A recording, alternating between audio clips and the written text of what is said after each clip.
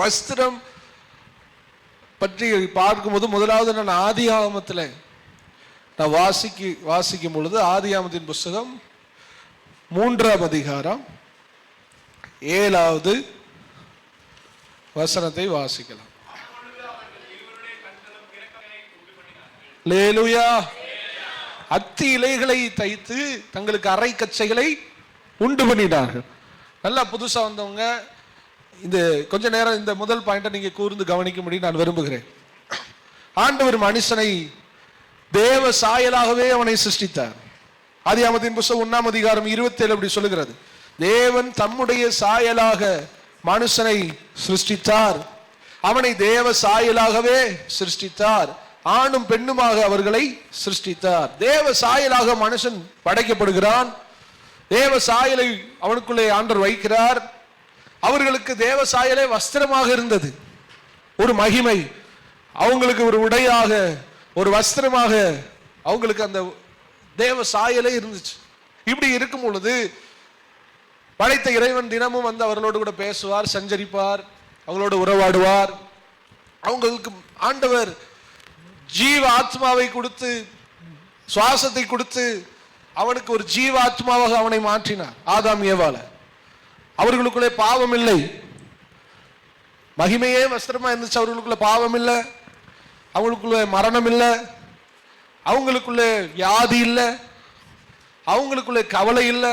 இது எல்லாவற்றையும் சேர்ந்து ஆண்டவர் அழகாய் மனுஷனை படைத்தார். ஆனால் நமக்கு தெரியும், தோட்டத்தில் அநேக கனிகளை வைக்கிறார். அதிலே நன்மை தீமை அறிகிற அந்த கனி வைக்கப்படுகிறது, ஜீவ விருட்சம் வைக்கப்படுகிறது. ஆண்டவர் சொன்னார், இதை புசிக்கிற நாளிலே சாகவே சாவாய் அப்படின்னு சொன்னாரு. சாத்தான் அவர்களிடத்துல வந்து சர்ப்பம் உருவில வந்து அவர்களோடு கூட பேசுகிறான். பேசி இந்த ஏவாள் அதற்கு ஒத்துழைத்து அந்த கனியை என்ன பண்றா, சாப்பிட்றா. சாப்பிட்ட உடனே இவர்கள் மேல் இருந்த தேவ சாயல் இவர்களை விட்டு விலகினது. அல்லேலூயா. இங்க இருக்கிற கவனிக்கணும், முதலாவது ஆண்டவர் நம்ம எப்படி படைத்தார்? தேவ சாயலாய் படைத்தார். நம்ம உடம்புலயே ஒரு வஸ்திரம் போல ஒரு மகிமை இருந்தது. நமக்கு மரணம் இல்லை, நமக்கு சாவில்லை, நமக்கு வியாதி இல்லை, நமக்கு பாவம் இல்லை.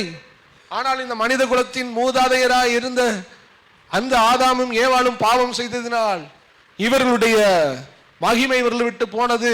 டக்குன்னு பார்க்கிறாங்க, ஒரு குற்ற உணர்வு, ஒரு பாவ உணர்வு.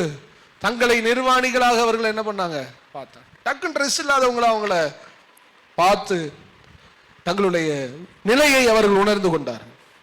அல்லேலூயா. இப்பொழுதுதான் நம்ம வாஸ்தவ வசனத்தை மீண்டும் வாசிங்க. ஆதியாகமம் 3:7 இவங்க ஒரு ஐடியா பண்றாங்க. ஒரு வஸ்திரத்தை இவனே என்ன பண்றான், ரெடி பண்றான். காட்டு மேடுகள்ல அந்த ஃபுல்லா ஏதேன் தோட்டம் தானே, அதுல ஒரு அத்தியில என்ன பண்ணிட்டாங்க எடுத்து 3:7 வாசிங்கள் எடுத்து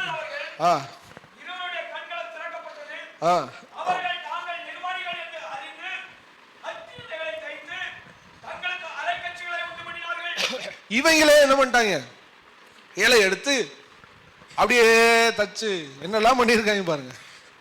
பாவம் செஞ்சுட்டோமே, போய் படைச்சவர்கிட்ட சொல்லுவோம், எப்பா இப்படி தெரியாம சொன்னாங்கன்னா இப்படி சாப்பிட்டுட்டேன், இப்படி ட்ரெஸ் இல்லாமல் போச்சு அப்படின்னு இல்லாம இவங்களே ஒரு இலையை எடுத்து இவர்களே ட்ரெஸ்ஸை தச்சு இவங்க போட ஆரம்பிச்சோன்னே ஆண்டவர் வருகிறார். ஆதாமே ஆதாமே எங்கே இருக்கிறாய்? அதோட அவன் சொல்றான், நான் நிர்வாணி என்று பயந்து நான் என்னை ஒழித்து கொண்டிருக்கிறேன். அப்பொழுது ஆண்டவர், உன்னை நிர்வாணி என்று சொன்னவன் யார்? நான் புசிக்க கூடாது என்று சொன்ன கனியை நீ புசித்தாயோ? நீ சாப்பிட்டியா? நீ நிர்வாணமா மாறிட்ட உனக்கு யார் சொன்னா? அப்ப உனக்கு எல்லாமே நன்மை தீமை அறிய வந்துருச்சு, புரிய வந்துருச்சு. யார் இந்த காரியத்தை செய்தது சொல்லிட்டு பார்த்தா ஆண்டவர் அப்படியே அந்த ட்ரெஸ்ஸை பார்க்கிறார். அவர் பார்ப்பார், எனக்கு ட்ரெஸ் கொடுக்க தெரியாமையாடா நான் இருந்தேன் அப்படின்னு பார்த்துருப்பாரு. இலையில உங்களா தச்சு போட்டுட்டு அப்படியே நிற்கிறாங்க. ஒரு பக்கம் வேதனை இருக்கும், ஒரு பக்கம் சிரிச்சிருப்பார். இந்த சின்ன பிள்ளை பைத்தியக்காரத்தனமா போட்டுட்டு, நான் எங்க அப்பாவுடைய அப்பா சாகர தருவாயில ஒரு கூட்டமே அழுதுகிட்டு இருக்குதான். அழுதுகிட்டு இருக்கும்போது நான் எங்க அண்ணனுடைய ட்ரெஸ்ஸு போட்டுட்டு பேண்ட்டை இங்கே நெஞ்சு வர போட்டு இப்படி சுருட்டி இப்படியே போனேண்ணா. அதோட எல்லாரும் பார்த்து சிரிச்சாங்களாம், சிரிப்பு வந்துருச்சாங்க. அதோட அம்மா சொன்னாங்களாம், போய் உங்கள் சிரிப்பாக இருக்கும் பெனியன்னு உள்ளே போகிற இன்னர் எல்லாம் போட்டுட்டு அதுக்கப்புறம் இதை போடணும்டா அப்படின்னு சொன்னோடனே நான் வீட்டுக்கு வந்து இந்த ட்ரெஸ்ஸுக்கு மேல திரும்ப வெனியனும் ட்ரௌசரையும் போட்டு வந்து நின்றா.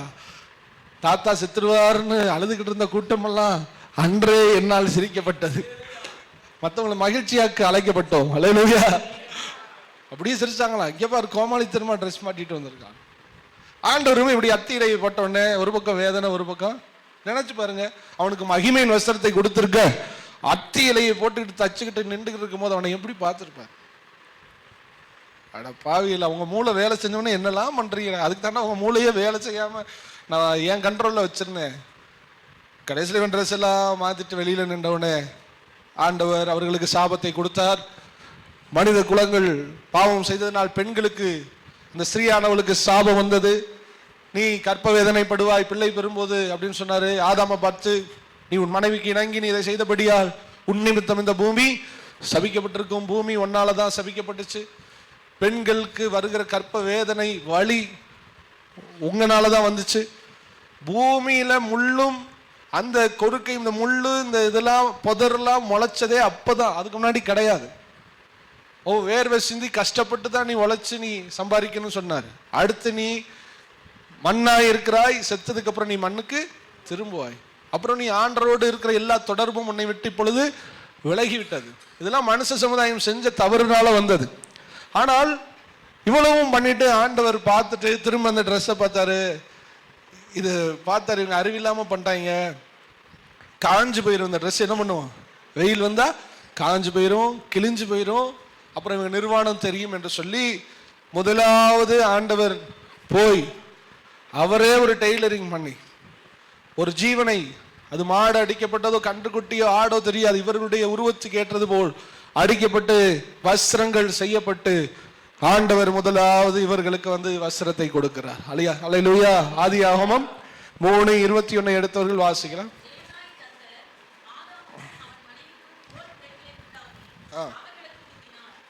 தோல் உடைகளை உண்டாக்கி அவர்களுக்கு என்ன பண்ணினாராம், உடுத்தினாராம். அல்லேலூயா. அப்ப மனித சமுதாயம் பாவம் செய்தது, பாவத்தினால் நிர்வாணம் அடைந்தது. அந்த நிர்வாணத்தை மூட தானே அதற்கு ஒரு வழியை உண்டு பண்ணினது. சதனே, ஆண்டவர்கள் இப்ப வந்து இல்ல, ஆண்டவரை ஏற்றுக்கொள்ளாதவர்கள் இங்க இருப்பீர்களா, நல்லா நினைச்சுக்கிறங்க. இந்த அத்தி இலை இடம் என்ன தெரியுமா? அத்தி இலையுடைய ட்ரெஸ். நீங்க உங்களை ஏமாத்தி கொள்ளுகிற ஒரு உடை.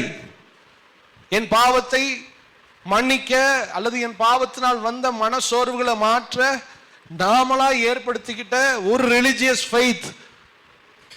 இன்னதை செஞ்சா என் பாவம் மன்னிக்கப்படும், அது ஒரு அத்தி இலை உடை.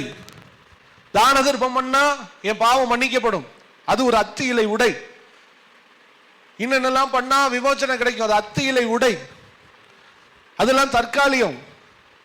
ஆண்டவராகிய இயேசு கிறிஸ்து நமக்கு கொடுக்கிற ரட்சிப்பாகிய இந்த உடையை தவிர இந்த உலகத்தில் எவ்வளவு ஃபெய்த், எவ்வளவு நம்பிக்கைகள் இந்த பூமியில இருந்தாலும் அவை எல்லாம் அத்தி இலை உடை.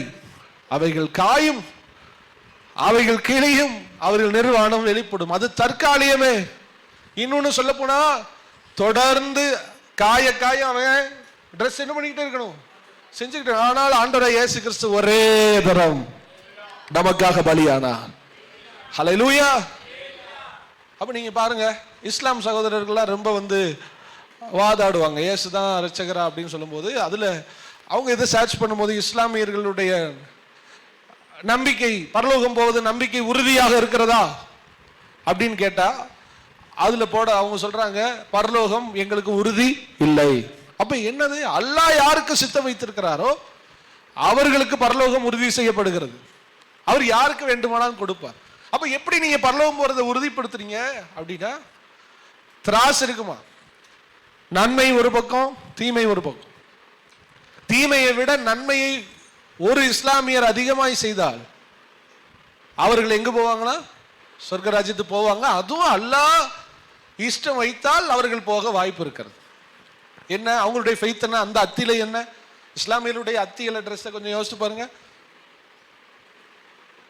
100 தடவை பாவம் பண்ணிட்டான், தண்ணி அடிப்பான், சிகரெட் அடிப்பான், எல்லாம் அடிப்பான்.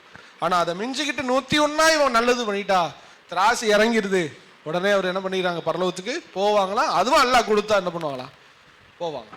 அல்லேலூயா. இதான் அத்தி இலை. இந்துக்கள்ல நிறைய விஷயங்கள் இருக்கிறது. நானே வழி என்று யாரும் சொல்லவில்லை, வழியை யாரும் காட்டவும் இல்லை, எல்லாம் அத்தி இலைகள். ஆனால் இரட்சகர் இயேசு கிறிஸ்து மாத்திரமே நமக்கு நிரந்தரமான பலியாய் மாறினார். ஹல்லேலூயா. எல்லா தீலை நல்லா கவனிங்க. நிறைய தீமை செஞ்சு தீமையை விட நன்மை செஞ்சா பரலோகம் போலாம்னா கொஞ்சம் யோசிச்சு பாருங்க. ஒரு 100 முட்டையை வச்சு சமையல் பண்றவங்களாம் இங்க இருப்பீங்க. ஈரோடுல இருக்கிற பிள்ளைங்க எல்லாம் சமைக்கிறதுல கில்லாடிகள். அப்ப 100 முட்டையை வச்சு ஆம்லெட் போடணும். ஒன்னு அடிச்சிருவோம் பிரதர், அடிச்சிடும் சொல்லும்போது 1 2 3 4 யோவான் முகில்லாம் போடுறாங்க. 99 போட்டாச்சு. பார்த்துக்கிட்டே தெரியாம ஒரு ஊள முட்டையை போட்டு அடிச்சுட்டாங்க. இப்போ உங்கள்கிட்ட பார்த்து ஒன்று கேட்குறேன், இது ஊள முட்டையா நல்ல முட்டையா? ஊள முட்டையா நல்ல 100 காலி. அதுக்கு நம்ம வைக்கிற பேர் அதுக்கு கெட்டு போன முட்டை தான். 99 நல்லது இருந்தாலும் ஒரு கெட்டது உள்ள போனாலும் அது என்னது? தீமை. தீமையே. இதாங்க கான்செப்ட். நீங்க 99 நல்லது பண்ணலாம், ஆனா ஒரு பாவம் கூட செய்யாதவன் என்பன் பூமியில யாருமே கிடையாது. அப்ப ஒரு பாவம் செய்தாலும் அவன் பாவியே. எதுவுமே நான் செய்யலைன்னு சொன்னாலும் அவருடைய தாய் தகப்பன் பாவிகள். அதுவும் இல்ல உங்க தாத்தா பாட்டிலாம் ரொம்ப நல்லவங்கன்னு வச்சுக்கிறோம். கடைசியா ஒரு தாத்தா பாட்டி இருந்தாங்க, சொல்ற பேச்சே கேட்காதவங்க. அவங்க தான் ஆதாம் ஏவாள். பெரிய ஊழ முட்டை 2 பேரும். அவங்க பண்ண வேலை தான் எல்லாரும் கூமுட்டையா மாறிட்டாங்க. அப்ப அவங்களே ஒரு ரிலிஜியஸ் ஃபெய்த்தை கொண்டு வந்து இப்படி ஒரு ஆடை பலி செலுத்தினா நம்ம ரசிக்கப்பட்டுடலாம், பரலோகம் போயிடலாம். இல்லை இந்த சாமியை கொடுத்தா பரலோகம் போயிடலாம், இல்லை தீமைக்கு நல்லது செஞ்சா போயிடலாம். இஸ்லாமியர்கள்லாம் குடிக்க மாட்டாங்க, எதுவும் பண்ண மாட்டாங்க அப்படின்னு அவங்க சொல்லுவாங்க. ஆனால் சிகரெட் அடிப்பாங்க, வாயிலிருந்து திருக்குறளா சொல்லுவாங்க. நான் ஸ்கூலில் படிக்கும்போது எங்கள் வாத்தியார் சொல்லாரு, டேய் ஒழுங்கா படிக்கல, முஸ்லீம் பையலுக்கு 100 ரூபா கொடுத்தோன்னே கெட்ட வார்த்தையில் கிழிக்க விடுவேன் அப்படின்னு சொல்லுவாங்க. அப்படி பேர் பெற்றவர்கள். அவ இவங்க செஞ்ச தீமைக்கு மேலாக என்ன வருதான் இப்ப நன்மை இவங்க போயிடுவாங்களா? இது எல்லாம் அத்தியிலை. அப்ப எதுப்பா ஆண்டவர் சிரிப்பார் அந்த ட்ரெஸ்ஸை பார்த்து, இது காஞ்சிரும்பா, கிழிஞ்சிரும்பா, இதனால உன்னை நிர்வாணத்தை நீ மூட முடியாது, உன் பாவத்தை நீ மூட முடியாது, உன் ஆத்மாவில விமோசனத்தை கொண்டு வர முடியாது. உனக்கு நான் ஒண்ணு செய்யறேன், உனக்கு பதிலாக ஒரு ஜீவன் அடிக்கப்பட்டு அந்த உடை உனக்கு மாறினால் மாத்திரமே உன் பாவம் என்கிற நிர்வாணம் மறையும் என்று அன்றே இரட்சகர் இயேசு கிறிஸ்து தன்னுடைய வருகை பற்றி வெளிப்படுத்தி விட்டார். எங்க ஏதேனிலே இங்க இருக்கிற எல்லாரும் தெரிஞ்சுக்கிறங்க, எந்த தெய்வமும் நம்மை பரலோகத்துக்கு கொண்டு போகாது. எத்தனை பேர் விசுவாசிக்கிறீங்க?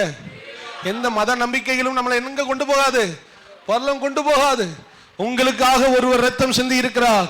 அந்த இரத்தத்தின் வல்லமை, அந்த இரத்தத்தின் குணம், அந்த இரத்தத்தினுடைய ஜீவன் தான் உங்களுக்கு ஜீவனாய் மாற வேண்டும். அதுதான் ஆதாம் ஏவாளுக்கு அவர் கொடுத்த தோல் வஸ்திரம்.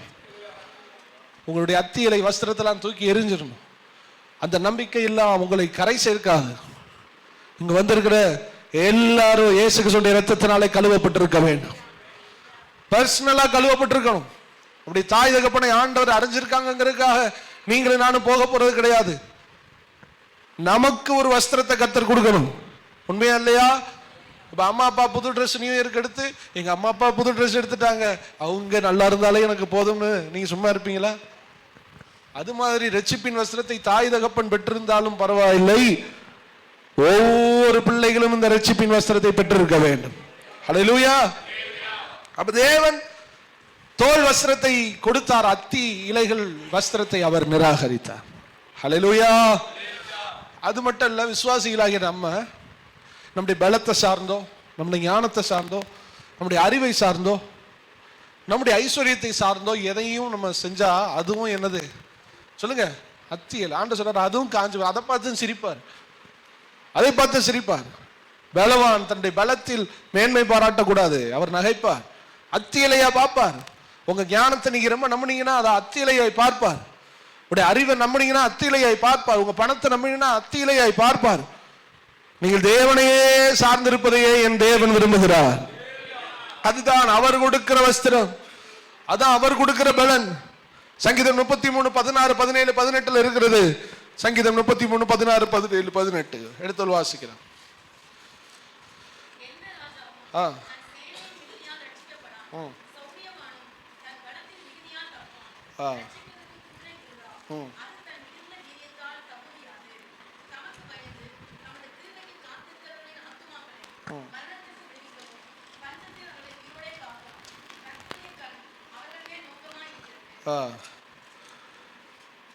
எந்த ராஜாவும் தன் சேனையின் மிகுதியால் ரட்சிக்கப்படா. ராஜாவா இருக்கலாம், பெரிய சேனை இருக்கலாம், நிறைய சாமர்த்தியம் இருக்கலாம், விசுவாசிகளாகிய நமக்குள்ள நிறைய சாமர்த்தியம் இருக்கலாம். ஆண்டவர் சொல்றார், எந்த ராஜாவும் தன் சேனையின் மிகுதியால் ரட்சிக்கப்படான். சௌரியவான் பலசாலி தன்னுடைய பலத்தின் மிகுதியினால் தப்பான். தமக்கு பயந்து ரட்சிக்கிறதுக்கு குதிரை விருதா, அது தன் மிகுந்த வீரியத்தால் தப்புவியாது. அப்ப என்னதான் தப்பு வைக்குமா? அப்ப மேல உள்ள கொடுக்கப்பட்ட எல்லாம் என்னது? அத்தியிலை உடை வஸ்திரத்தை குறித்து நாம் தியானித்துக் கொண்டிருக்கிறோம். நிறைய விசுவாசி சர்ச்சுக்குள்ள வந்தும் தேவன் தருகிற அந்த பலனாகிய வஸ்திரத்தை தரித்துக் கொள்ளாமல் தாங்களாய் ஒரு வஸ்திரத்தை தரித்துக் கொண்டிருக்கிறார்கள். அது நிலைக்காது, அது காய்ந்து போகும், அது உதிரி போகும், அது உடையும், அது கிழிந்து போகும். தேவனே சார்ந்த ஒரு மனுஷன் இருந்தா வாழ்க்கையில கர்த்தர் உயர்த்தி கொண்டே இருப்பார். இங்க இருக்கிற எல்லாரும் இன்னைக்கு நீங்க புரிந்து இந்த இடத்துல இருந்து ஒரு உத்தரவாதத்தோடு கடந்து போன, நான் என்ன செஞ்சாலும் உங்களை சார்ந்துதான் ஆண்டவரே நான் செய்வேன், என்னுடைய பலத்தால நான் செய்யறது அல்ல. நான் ராஜாவா இருக்கிற சேனையின் மிகுதியினால் நான் என்னை ரட்சிக்க முடியாது, என்னை காப்பாற்ற முடியாது, மிகுந்த வீரியத்தால் தப்புவிக்கப்பட முடியாது. உமக்கு பயந்து உமது கிருபைக்கு காத்திருக்கிறவர்களுடைய ஆத்துமாக்களை மரணத்திற்கு விலக்கி விடுவிக்கவும் பஞ்சத்தில் அவர்களை உயிரோட காக்கவும் அவர்களுடைய கண் அவர்கள் மேல் நோக்கமாயிருக்கிறது. அல்லேலூயா. நம்முடைய ஆத்மா கர்த்தருக்கே காத்திருக்கிறது. அவரே நமக்கு துணையும் நமக்கு கேடகமா இருக்கிறார். அப்ப எத்தனை பேர் தீர்மானிக்கிறீங்க? எல்லா விஷயத்திலையும் ஏசப்பா நான் உங்களையே நம்பி இருப்பேன் ஆண்டவரே. உங்களை நம்பும் பொழுதெல்லாம் அந்த அத்தி ட்ரெஸ்ஸை நினைச்சுக்கிறீங்க, காஞ்சு போயிடும். நீங்க ஆண்டவரை நம்பாம பண்ற முயற்சிகள் சீக்கிரத்திலே தோல்வி அடையும். நீ ஆண்டவரை நம்பாம செய்கிற தொழில் சீக்கிரத்திலே தோல்வி அடையும். நீ ஆண்டவரை சார்ந்திராத வாழ்க்கை சீக்கிரத்திலே உன்னுடைய வெற்றி மாறும். தோல்வி முகத்தை நீங்கள் சந்திப்பீர்கள். நீங்க ராஜாவா இருக்கலாம், எதுவா இருக்கலாம், கர்த்தர் உங்களுக்கு துணை நின்றாதான் நீங்க ஆசீர்வதிக்கப்படுவீங்க. எத்தனை நாள் உங்க பலத்தை நீங்க நம்பிக்கிட்டு இருப்பீங்க? எத்தனை நாள் உங்க சாமர்த்தியத்தை நம்பிக்கிட்டு இருப்பீங்க? ஆண்டவர் விரும்புறபடி நீங்க வாழாம நீங்களா ஒரு விஷயத்தை சரி பண்ணிடலாம்னு அது உங்களால முடியாது. உங்க குடும்ப சூழ்நிலையை நீங்க சரி பண்ணிடலாம் முடியாது. உங்க வேலை காரியத்துல நீங்க ஆசீர்வதிக்கப்படணும், அது உங்களால முடியாது. என் தேவன் இறங்கி வந்து உங்களை ஆசீர்வதித்தால் உங்களை வர வர வர கர்த்தர் விருத்தியாக்குவார். பைபிள் அதை தான் சொல்லுகிறது. தாவீதோடு கூட கர்த்தர் இருந்தார், அவன் வர வர வர விருத்தியானான். தேவன் தான் இதுல ரகசியம். தேவனே நமக்கு பலன், அவரே நமக்கு அடைக்கலம், அவரே நமக்கு பலனா இருக்கிறார், அவரே நமக்கு துணையா இருக்கிறார். மற்ற அத்தி இலையின் அனுபவங்கள் நம்ம வாழ்க்கையில வேண்டாம். ஃபர்ஸ்ட் சொன்னேன், ரட்சிக்கப்படுவதற்கு நம்முடைய நீதி நியாயங்கள் தர்மம் என்கிற அத்தி இலை போதாது. தேவனுடைய ரட்சிப்பு ரத்தம் சிந்துதல் வேணும். ஃபர்ஸ்ட் விசுவாசிகளாகி நம்ம புரிஞ்சுக்கிறது, நம்ம வாழ்வதற்கு, நாம் உயர்வதற்கு, நம்ம எல்லா காரியத்திலையும் நான் தேவனை மாத்திரமே சார்ந்திருக்க வேண்டும். இதெல்லாம் செஞ்சா தேவன் நம்முடைய வாழ்க்கையில மகிமைப்படுவார். நிலைச்சிருக்கும். கர்த்தரை நம்புகிறவன் என்றென்றைக்கு அசையாமல் நிலைத்திருக்கும் சீயோன் பர்வதத்தை போல். ஒரு வீடை கட்டுகிறார். ஒரு வீடு மணலின் மேல் இருக்கிறது, ஒரு வீடு கண்மலையின் மேல் இருக்கிறது. ஆனால் கண்மலையின் மேல் இருக்கிற வீடு புயல் அடிக்கும் பொழுதும் சுழல் காற்று அடிக்கும் பொழுதும் அது நிலை நிற்கிறது. உங்க குடும்பத்துல எத்தனை பேர் நிலை நிற்க விரும்புறீங்க? உங்க வேலை காரியத்துல நிலை நிற்க எத்தனை பேர் விரும்புறீங்க? தேவன் விரும்புகிறபடி உங்க வாழ்க்கையை நீங்க ஒப்பு கொடுத்தால் கர்த்தர் உங்களை நிலை நிற்க பண்ணுவார். நம்முடைய தேவன் கண்மலை யெகோவா, நம்முடைய தேவன் கண்மலையா இருக்கிறார். அற்பமான ஜந்துவாய் இருந்தும் ஒரு முயல் இருக்கிறது, அது கண்மலையின் போய் அது தோண்டி தன்னை மறைத்துக் கொள்ளுகிறது. தேவனுக்குள் மறைந்து இருக்கிறவன், தேவனில் சார்ந்து இருக்கிறவன், அவன் பலனற்றவனாய் இருந்தாலும் கர்த்தர் அவனுக்கு பெரிய பலனாய் இருப்பார். ஹல்லேலூயா. துஷ்ட மிருகங்களை போல நம்ம வாழ்க்கையில பிரச்சனைகள் உங்களை தொடாம இருக்கணும். நீங்க சக்சஸ்ஃபுல்லா மாறணும்னா நீங்கள் அந்த கண்மலைக்குள்ளே போகணும். அத்தி இலைக்குள்ளே ஒளியக்கூடாது. தேவனாகிய கண்மலைக்குள்ளே நீங்கள் ஒளிய வேண்டும். ஹல்லேலூயா. எப்பொழுதெல்லாம் தேவனை உங்களை நம்பி நிக்கிறீங்களோ அங்க எல்லாமே தோல்விதான். ஆசா என்கிறவன் முதலாவது தேவனிடத்துல கேட்டு ஜெபம் பண்ணி யுத்தத்துக்கு போனான், அவனுக்கு வெற்றி. இரண்டாவது அவனாய் ஒரு டிசிஷன் எடுத்தான், அவனுக்கு தோல்வி. அப்பொழுதுதான் ஆண்டவர் சொல்லுவார், தம்மை பற்றி உத்தம இருதயம் உடையவர்களுக்கு தம்முடைய வல்லமை வெளிப்படுத்தும்படி கர்த்தருடைய கண்கள் பூமி எங்கும் நோக்கமா இருக்கிறது. என்னையவே ஒரு மனுஷன் நம்பிக்கிட்டு இருந்தா அவன் மேல என் மகிமையான கரம் இருந்து அவனை போற இடமெல்லாம் ஜெயிக்க வைப்பேன் கர்த்தர் சொல்லுகிறார். காரியத்துக்கு அவரை தேடி சமயத்துக்கு அவரை தேடி வெற்றி வந்த உடனே, ஜெயம் வந்த உடனே அவரை விட்டு போனா கர்த்தர் உண்மையில்லாத நம்மை ஆசீர்வதிக்க முடியாது. எப்பொழுதும் உண்மையா இருக்க வேண்டும், எப்பொழுதும் அவரை சார்ந்திருக்க வேண்டும். ஆசா ஒரு முறை தேவனை நம்பினான், வெற்றி தந்தார். ஆனால் 2வது முறை தன் பலத்தை நம்பினான், தோல்வியை அனுபவித்தான். எத்தனை பேருக்கு வெற்றி வரணும், ஜெயம் வரணும்னு விரும்புறீங்க? ஆண்டவர் இல்லாம ஒரு காரியத்தை என்ன பண்ணாதீங்க, செய்யாது. செஞ்சுட்டா நமக்கு தோல்வி மாத்திரமே நமக்கு மிச்சம். ஹல்லேலூயா. ஆயி பட்டணம் என்கிறது ஒரு சின்ன பட்டணம், எரிகோ என்கிறது பெரிய பட்டணம். ஆனால் எரிகோ பட்டணத்துல ஜெயிப்பதற்கு முன்பாக யாரு? யோசுவா போய் நிற்கும் பொழுது சேனையின் அதிபதி வந்து நிற்கிறார். கேட்கிறாரு, நீங்க யார் பக்கம் ஆண்டவரே? நான் உன் பக்கத்துல தான் நிற்கிறேன், உனக்கா யுத்தம் பண்ணுவேன்னு. கடைசியில் உள்ள போனாரு, பெரிய எரிகோ கட்டை ஒட்டச்சு ஒண்ணும் இல்லாமக்கி ஜெயிச்சுட்டாங்க. அடுத்து ஒரு குட்டி ஆயி பட்டணம். இதுல தேவன் வச்ச பிளானு 30,000 பேருக்கு மேல போகணும். ஆனா யோசுவா போட்ட பிளானு 3,000 பேரு. கண் பார்த்தபடி அவரு பண்ணிட்டார். ஏன்னா எரிகோ ஜெயிச்சாச்சுல. அதனால இவங்க இப்ப என்ன பண்ணிட்டாங்க, சரி இவ்வளவு பேர் தேவையில்லை, கொஞ்சம் பேரை நம்ம வச்சுட்டு போனா போதும் அப்படின்னு சொல்லிட்டு யுத்தத்துக்கு போனாங்க. ஆயி பட்டணத்தில் அவளுக்கு நேர்ந்தது தோல்வி. தேவனை அவன் சார்ந்து ஜெபித்திருந்தால் ஆண்டவர் சொல்லியிருப்பார், ஆகான் என்கிற ஒருவன் எரிகோ பட்டணத்திலிருந்து எடுத்த தீட்டானதை மறைச்சு வச்சிருக்கான் எல்லாம் சொல்லி தோல்வி காணாமலே அவனுக்கு ஒரு வெற்றியை கத்த தந்திருப்பார். ஏன் தோல்வி ஆகான் பக்கம் மட்டும் அல்ல, யோசுவா பக்கமும் தான் இருக்கிறது. ஜெபிக்க வேண்டியவன் ஜெபிக்கவில்லை, விசாரிக்க வேண்டியவன் விசாரிக்கவில்லை, தேவ சமூகத்தில் உட்கார வேண்டியவன் உட்காரவில்லை. உட்கார்ந்து இருந்தால் தேவன் வெளிப்படுத்தி இருப்பார். போகாதடா, கொஞ்சம் வெயிட் பண்ணு, ஓ நிலைமை சரியில்லை, யாரோ என்னமோ எடுத்து வச்சிருக்கிறான், அவனை கண்டுபிடிச்சிட்டு நீ போன்னு சொல்லியிருப்பார். ஆனா யோசுவா ஃபர்ஸ்ட் ஆள் அனுப்புனா, அடுத்து சேனையின் அதிபதியை சார்ந்திருந்தான். ஆனா இங்க கணக்கு தப்பாகுது. இவன் போட்ட கணக்கு வேற, அவர் ஆண்டவர் போட்ட கணக்கு வேற. ஒவ்வொரு நாளும் நீங்கள் தேவனை சார்ந்திருக்க வேண்டும் என்று கர்த்தர் விரும்புகிறார். தேவனை சாராவிட்டால் அது அத்தியிலை வஸ்திரம், பட்டு போகிற வஸ்திரம், நிலையில்லாத வஸ்திரம். அந்த ஆசீர்வாதங்கள் எல்லாம் நிலையில்லாமல் ஒன்றுமில்லாமல் போகும். உறுதியாக அவங்க வாழ்க்கையில் ஆசீர்வதிக்கப்பட முடியாது. முதலாவது வஸ்திரம் அத்தியிலை வஸ்திரம். அல்லேலூயா. 2வது இங்கே பார்க்கும் பொழுது ஆதியாகமத்தின் புஸ்தகம் 27:3 வாசிக்கலாம்.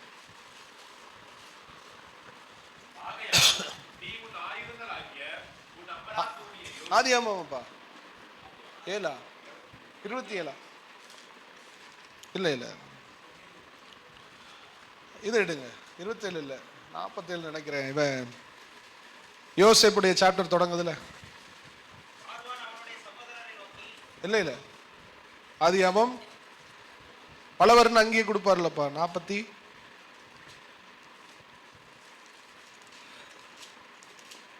யாக்கோபு யோசேப்புக்கு 48 சாரி 37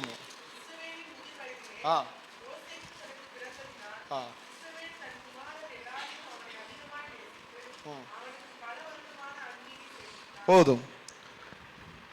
2வது நம்ம வஸ்திரத்துக்கு வந்துட்டோம். ஃபர்ஸ்ட் நான் என்ன சொன்னேன்? அத்தியிலையாகிய வஸ்திரம்.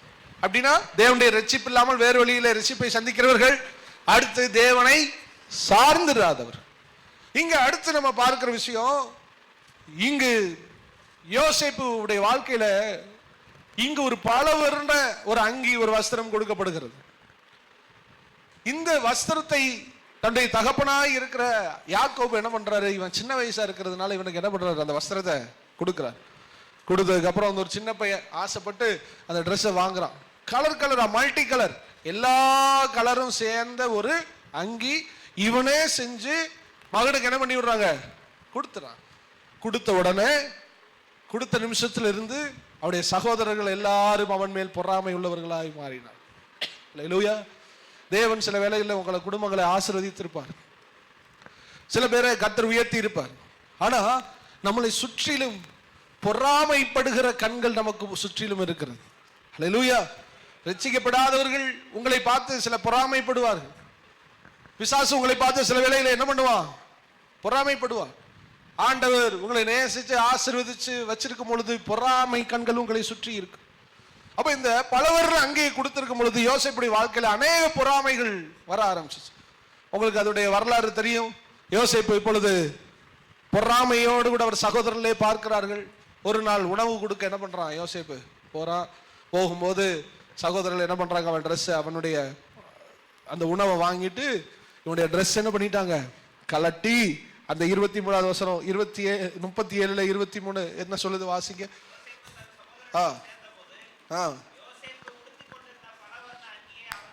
பலவர்ண அங்கி அவர்கள் என்ன பண்ணி விட்டார்கள், இப்பொழுது கலட்டி விட்டார்கள். அவனுடைய ஆசீர்வாதத்துக்கு எதிராக பொறாமைப்பட்டு அவருடைய வஸ்திரம் இப்பொழுது என்ன பண்ணப்படுகிறது, கலட்ட. வஸ்திரத்தை குறித்து பார்க்கிறோம், கொஞ்சம் இதை நீ கவனிச்சுட்டே வாங்க. பலவர்ண அங்கி ஆசீர்வாதங்கள், அதற்கு எதிரான பொறாமை கண்கள், இப்பொழுது அது கலட்டப்படுகிறது. சகோதரர் அவனை கலட்டி இப்பொழுது அவனை குழியில என்ன பண்றாங்க, தள்ளுறாங்க. தள்ளி அதுக்கப்புறம் அவனை தூக்கி அவன் கத்துறான், காப்பாத்துங்க அண்ணே காப்பாத்துங்கன்னு கத்துறான். அதுக்கப்புறம் ஒருத்தவனுக்கு ஐடியா வருது, சரி தம்பியை கொல்றதுனால நமக்கு எந்த வித லாபமும் இல்லை, இவனை என்ன பண்ணிடுவோம், வித்துருவோம் அப்படின்னு சொல்லிட்டு வித்து 20 வெள்ளிக்காசுக்கு என்ன பண்றாங்க, விற்கிறாங்க. என்னெல்லாம் பண்றாங்க பாருங்க. அப்ப ஒரு மனுஷன் ஆசீர்வதிக்கப்படுறத இந்த உலகம் விரும்பவே இல்லை, உயர்த்தப்படுறது இந்த உலகம் விரும்பவே இல்லை. அல்லேலூயா. கூட பிறந்த சகோதரர்களா இருந்தாலும் அதெல்லாம் போய், அண்ணன் தம்பியா இருந்தாலும் நாங்கள் ஒன்னா இருக்கோங்கிறதுலாம் போய் மனசுக்குள்ள ஏதோ ஒரு பொறாமை கண்டிப்பா என்ன பண்ணும், வரும். பிள்ளைகள் சகோதரர்கள் கூட இருக்கிறவங்க உயர்த்தப்படும் பொழுது ஒரு பொறாமை. இங்கு இவனுடைய வஸ்திரத்தை கொடுத்துட்டாங்களே, இவனுக்கு இப்படிலாம் சொப்பனத்திலாம் இதெல்லாம் வருதுன்னு சொல்லி இவனுடைய கிருபையையும் இவனுடைய வஸ்திரத்தையும் இவனுடைய மேன்மையும் பார்த்து கூட இருந்தவர்கள் எல்லாரும் இவன் மேல் பொறாமை கொண்டு குழியிலே தள்ளிவிட்டார்கள். ஹல்லேலூயா. நல்லா கவனிங்க. நம்மளை சுற்றிலும் நம்ம வளர்ச்சியை விரும்புகிறவர்கள் இருக்கிறார்கள், சிலர் வளர்ச்சியை விரும்பாதவர்கள் நம்மை சுற்றி என்ன பண்ணுவாங்க, இருப்பாங்க. நீங்க எப்படி கண்டுபிடிக்கலாம்னா, நம்மள்ட்ட குறை இருந்தா நேர நம்மள்ட்ட சொல்றாங்கல்ல, அவங்க தான் உண்மையானவங்க. ஹல்லேலூயா. நீங்க வளர்ந்து இருக்கும் பொழுது உங்களை அப்ரிசியேட் பண்ணாமலும் அடுத்து ஒரு மௌனம் காப்பார்கள். அவங்கள வச்சு நம்ம என்ன கண்டுபிடிச்சிடலாம், அவங்க நம்ம மேல என்னவா இருக்காங்க, நம்முடைய வளர்ச்சி அவங்களுக்கு பிடிக்கல. அப்ரிசியேட் பண்ற இடத்துக்கு நம்ம வளர்ச்சியை கண்டு ஒருத்தவங்க வரணும், ஆண்டவரை உயர்த்திட்டா உங்க சந்தோஷத்துல உங்க சந்தோஷப்படும். நான் சொல்ல போனா உங்கள்கிட்டையும் இந்த எண்ணங்கள் இருக்கான்னு பாருங்க. பொறாமை எண்ணங்கள் இருக்குதுன்னா ஒருவர் சந்தோஷப்படுமோ நீங்க சந்தோஷப்படணும், ஒருவருடைய உயர்விலே உங்களுக்கு ஒரு சலனமும் ஒரு மௌனமும் உண்டாயிருக்குமானால் நம்ம அந்த வளர்ச்சியை விரும்பலைன்னு அர்த்தம். நான் என்ன கேட்டா, நான் அதை எப்படி மேற்கொள்வேன்னா, ஸ்ட்ரைட்டா அவங்க உண்மைக்குமே நல்லது செஞ்சு நல்ல முறையில் வளர்ந்துருக்காங்கன்னா நேராக போய் அவங்கள பாராட்டிடுவேன். ஹல்லேலூயா. அவங்கள விஷ் பண்ணிடுவேன், அவங்கள பாராட்டிடுவேன். அவங்க சந்தோஷத்தில் நான் என் சந்தோஷத்தை என்ன பண்ணிக்கிறேன், காட்டிக்கிறேன். அதனால அந்த பொறாமையிலிருந்து என்னால் விடுதலை பெற முடிகிறது. ஹல்லேலூயா. மௌனம் காக்கக்கூடாது. ஏன் உன்னுடைய முகரூபம் மாறிற்று. சில நம்ம அண்ணன் என்ன பண்றான், காயின் ஆபிலும் அவனுடைய பலிகள் ஏற்றுக்கொள்ளப்பட்ட உடனே டைரக்டா ஒரு அப்ரிஷியேட் பண்ற இடத்துலயோ இல்ல டவுட் வருது, இதை எப்படி செஞ்ச, ஓன்ட்ட மட்டும் எப்படி ஆண்டவர் அக்செப்ட் பண்ணாரு கொஞ்சம் சொல்லித்தான்னு கேட்டிருக்கலாம். ஆனா உடனே முகரூபம், ஏன்னா இருதயத்துல மாறிட்டான், அதனால முகரூபம் மாறிடுச்சு. ஹல்லேலூயா. அப்ப பொறாமை நம்ம இடத்துல இருக்கக்கூடாது. இங்கு யோசேப் மேல பொறாமைப்பட்டு உள்ளே தள்ளி கரெக்டா அப்பா கொடுத்த வஸ்திரத்தை எடுத்துட்டாங்க. எடுத்து இவனை வித்ததுக்கு அப்புறம் அந்த வஸ்திரத்தை அவர்கள் எடுத்து 31வது வசனம், அவர்கள் யோசேப்பின் அங்கியை எடுத்து ஒரு வெள்ளாட்டு கடாவை அடித்து அந்த அங்கியில இரத்தத்தை தோய்த்தார்கள். பலவர்ணமான அங்கியை தங்கள் தகப்பனிடத்திற்கு அனுப்பி, இதை நாங்கள் கண்டெடுத்தோம், இது உம்முடைய குமாரன் அங்கியோ அல்லவோ, பாரும் என்று சொல்ல சொன்னார்கள். ஹல்லேலூயா.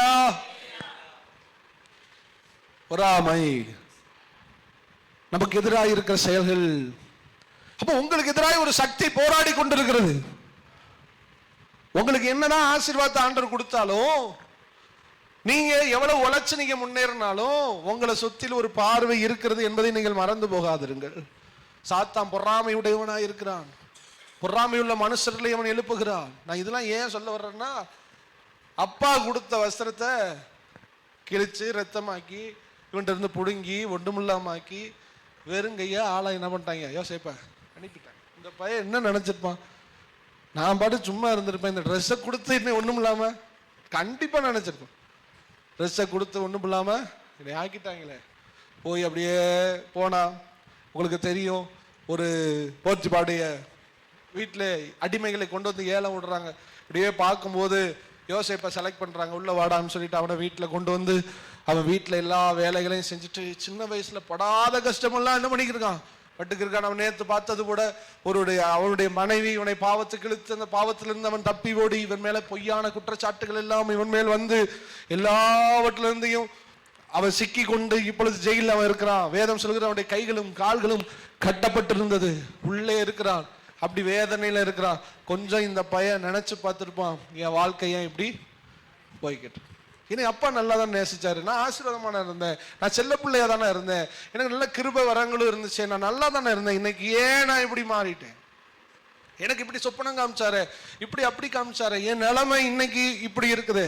எத்தனை அவதூறா என்னை பேசிட்டாங்க, என் மேல எவ்வளவு குற்றம் சாட்டிட்டேன், நான் தலை காட்ட முடியுமா, என்னை ஒரு பொம்பளை பொறுக்கின்னு என்ன சொல்லுவான், நான் திருடிட்டேன்ல சொல்லுவான், நான் ஓடி போயிட்டேன்ல சொல்லுவான்.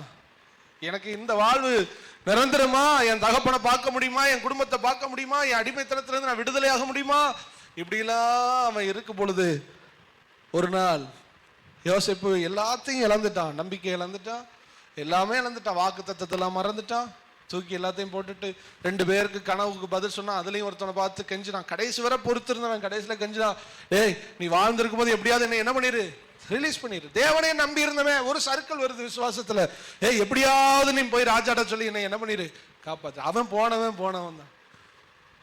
யோசேப்பை கொஞ்சம் கற்பனை பண்ணி பார், தாடி முடியலாம் வளர்ந்து இந்த பையன் அப்படியே உட்கார்ந்து 13 வருஷம், சும்மா கிடையாது, 1 வருஷம் கஷ்டப்படுறது, 2 வருஷம், 13 வருஷம் கஷ்டப்பட்டான், காத்திருந்தான்.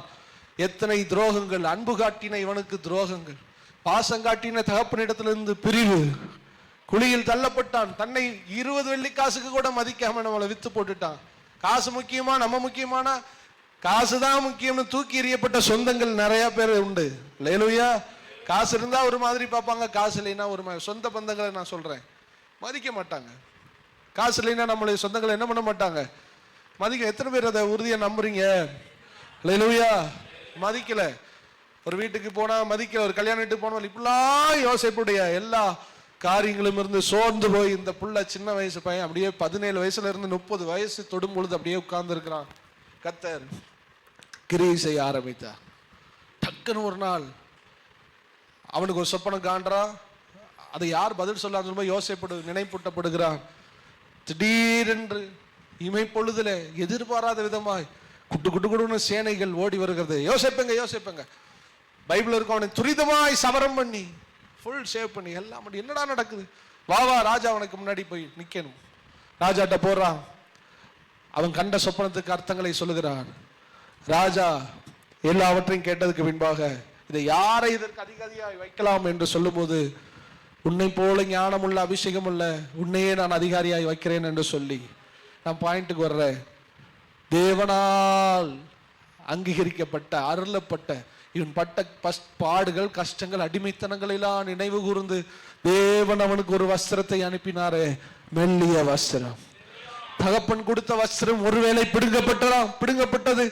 துரோகங்கள், கவலைகள், கண்ணீரின் பாதைகள், அடிமைத்தனங்கள், பொய்யான குற்றச்சாட்டுகள், இதையெல்லாம் கடந்து வந்த அந்த இளம் வயதில் அந்த நுகங்களை சுமந்து வந்த அந்த பிள்ளையாண்டானாகிய யோசேப்புக்கு தேவனே இப்பொழுது ஒரு வஸ்திரத்தை தந்தார்.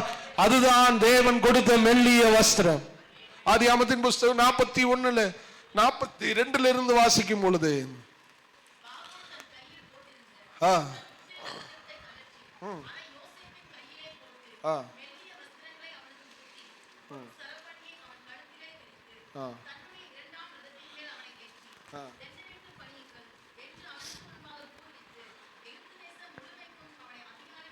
போதும்.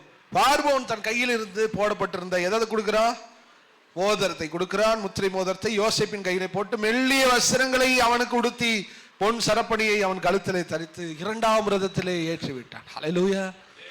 சகோதரனே, நான் இந்த 2வது விஷயத்தை நான் சொல்ற காரியம், உன்னுடைய வளர்ச்சி பிடிக்காமல், நீ வளர்ந்திருக்கிற உன்னை பிடிக்காமல் நிறைய பொறாமைக்கர்கள் உனக்கு இருக்கலாம்.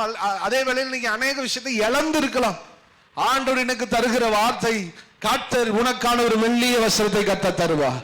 அதுல கர்த்தருடைய அதிகாரம் இருக்கிறது, கர்த்தருடைய ஆளுகை இருக்கிறது, கர்த்தருடைய கிருபை எதில் இருக்கிறது. எந்த அடிமைத்தனத்தில் இருந்தாலும் அந்த அடிமைத்தனத்திலிருந்து அந்த அடிமையாய் இருந்த அந்த தேசத்தையே ஆளுகிறவனாய் கர்த்தர் மாற்றி போட்டார். கர்த்தர் உங்களையும் இப்படியே இதே நிலைமையில வைக்க மாட்டார் என்கிறதா இன்று கர்த்தர் உங்களுக்கு சொல்லுகிற வார்த்தை. உங்களை கர்த்தர் நிச்சயமாய் உயர்த்துவார். நீ இழந்து போனதை கர்த்தர் உன் கரங்களிலே தருவார். நீ எந்த இடத்துல வெட்கப்பட்டு நின்றீங்களோ அந்த இடத்துல கர்த்தர் உன் வெட்கத்தை மாற்ற உண்மையுள்ளவராய் இருக்கிறார். எனக்கெல்லாம் அதிகாரமே இல்லையா, எனக்கு மதிப்பே இல்லையான்னு சொல்ற இடத்துல கர்த்தர் உன்னை மதிப்பாக வந்து நிறுத்துவார். ஹல்லேலூயா. அங்க ஒரு வேர்டு சொல்லுவான், இனி எகிப்திலே உன் பேச்சை கேட்காமல் ஒருவனும் கையையும் அசைக்க கூடாது. இந்த அப்படியே நீங்க கொஞ்சம் பேக்ல போங்க. இவன் கையும் அசைக்க முடியல, அந்த கையை தான் பார்த்து சொன்னாரு, நீ இப்ப ஆளுகிறவனா இருப்ப, உனக்கு எதிர்த்து நின்றவர்கள் இனி கையையும் அசைக்க முடியாது. தேவன் நிலைமைகளை மாற்றுகிறவர். இதே நிலைமையில தான் நான் இருப்பேன் தயவு செய்து நினைக்காதீங்க. கர்த்தரை நீ தேடி வந்த சகோதரனே சகோதரியே, உன் நிலைமையை கர்த்தர் மாற்ற உண்மையுள்ளவராக இருக்கிறார். இதை பத்தி நீங்க கேர் பண்ணாதீங்க, இதை பத்தி கேர் பண்ணாதீங்க. நீங்க யோசேப்பை போல கர்த்தருடைய வார்த்தை அவனை அனுதினமும் புடமிடப்பட்டு கொண்டே இருந்தது. வார்த்தை அவனை தேற்றிக் கொண்டே இருந்தது. வார்த்தையின்படி அவனுடைய வாழ்க்கை மாறிக்கொண்டே இருந்தது. இது அவன் செய்ய செய்ய செய்ய கர்த்தருடைய சிறையிருப்புகள் எல்லாவற்றையும் மாற்றினார். ஏற்ற காலங்களிலே கர்த்தர் அவனை உயர்த்தினார். உங்க வாழ்க்கையிலும் கர்த்தர் அப்படிப்பட்ட உயர்வை தருவாராக. ஹல்லேலூயா. பாருங்களேன், பார்வோன் யோசேப்பை நோக்கி பார், எகிப்து தேசம் முழுவதும் உன்னை அதிகாரியாக மாற்று. அடிமையாக்கப்பட்ட தேசத்தையே அடிமையாக்குகிற இடத்துக்கு கர்த்தர் அவனை மாற்றி அதிகாரியாக நான் மாற்றினேன். பார்வோன் கையில் இருந்த எல்லாவற்றையும் ஒப்பு கொடுக்கிறான். இந்த இரண்டாம் ரதம் அவன் மேல் ஏற்றி தன்னெனிட்டு பணியுங்கள் என்று அவனுக்கு முன்பாக கூறுவித்து எகிப்து தேசம் முழுமையும் அவனை அதிகாரியாக மாற்றினான். ஹல்லேலூயா. இந்த இரண்டாம் ரதம் என்னுடைய கெஸ்ஸின் படி பார்வோனுக்கு கீழே இருந்த போர்த்திபார் அந்த பொறுப்புல என்ன பண்ணிருக்கலாம், இருந்திருக்கலாம். போர்த்திபார் எந்த வீட்டுல குற்றஞ்சாட்டப்பட்ட அடிமையா இருந்தானோ இப்ப அவனுடைய பொசிஷன் இப்பொழுது யார்கிட்ட மாறுது, யோசேப்பு. ரெண்டாவது ரதம் சொன்னா இவன் தான் அவனுக்கு கீழே. இன்னும் சொல்ல போனா அவன் சொல்றான், நான் சும்மா டம்மியா நான் மேல உட்கார்ந்துருக்கு, நீனே நாட்டை என்ன பண்ணிக்க ஆண்டு. ரெண்டாவது போர்த்திபார் விட்டோ இல்லையோ இவன் தான் இப்ப தலைவனாக இருக்கிறான். இப்படி நிக்கும் போது கொஞ்சம் யோசிச்சு பாருங்க, குற்றஞ்சாட்டுன அந்த மனைவி அந்த பக்கம் போவா, அவன் இவனை பார்ப்பான்.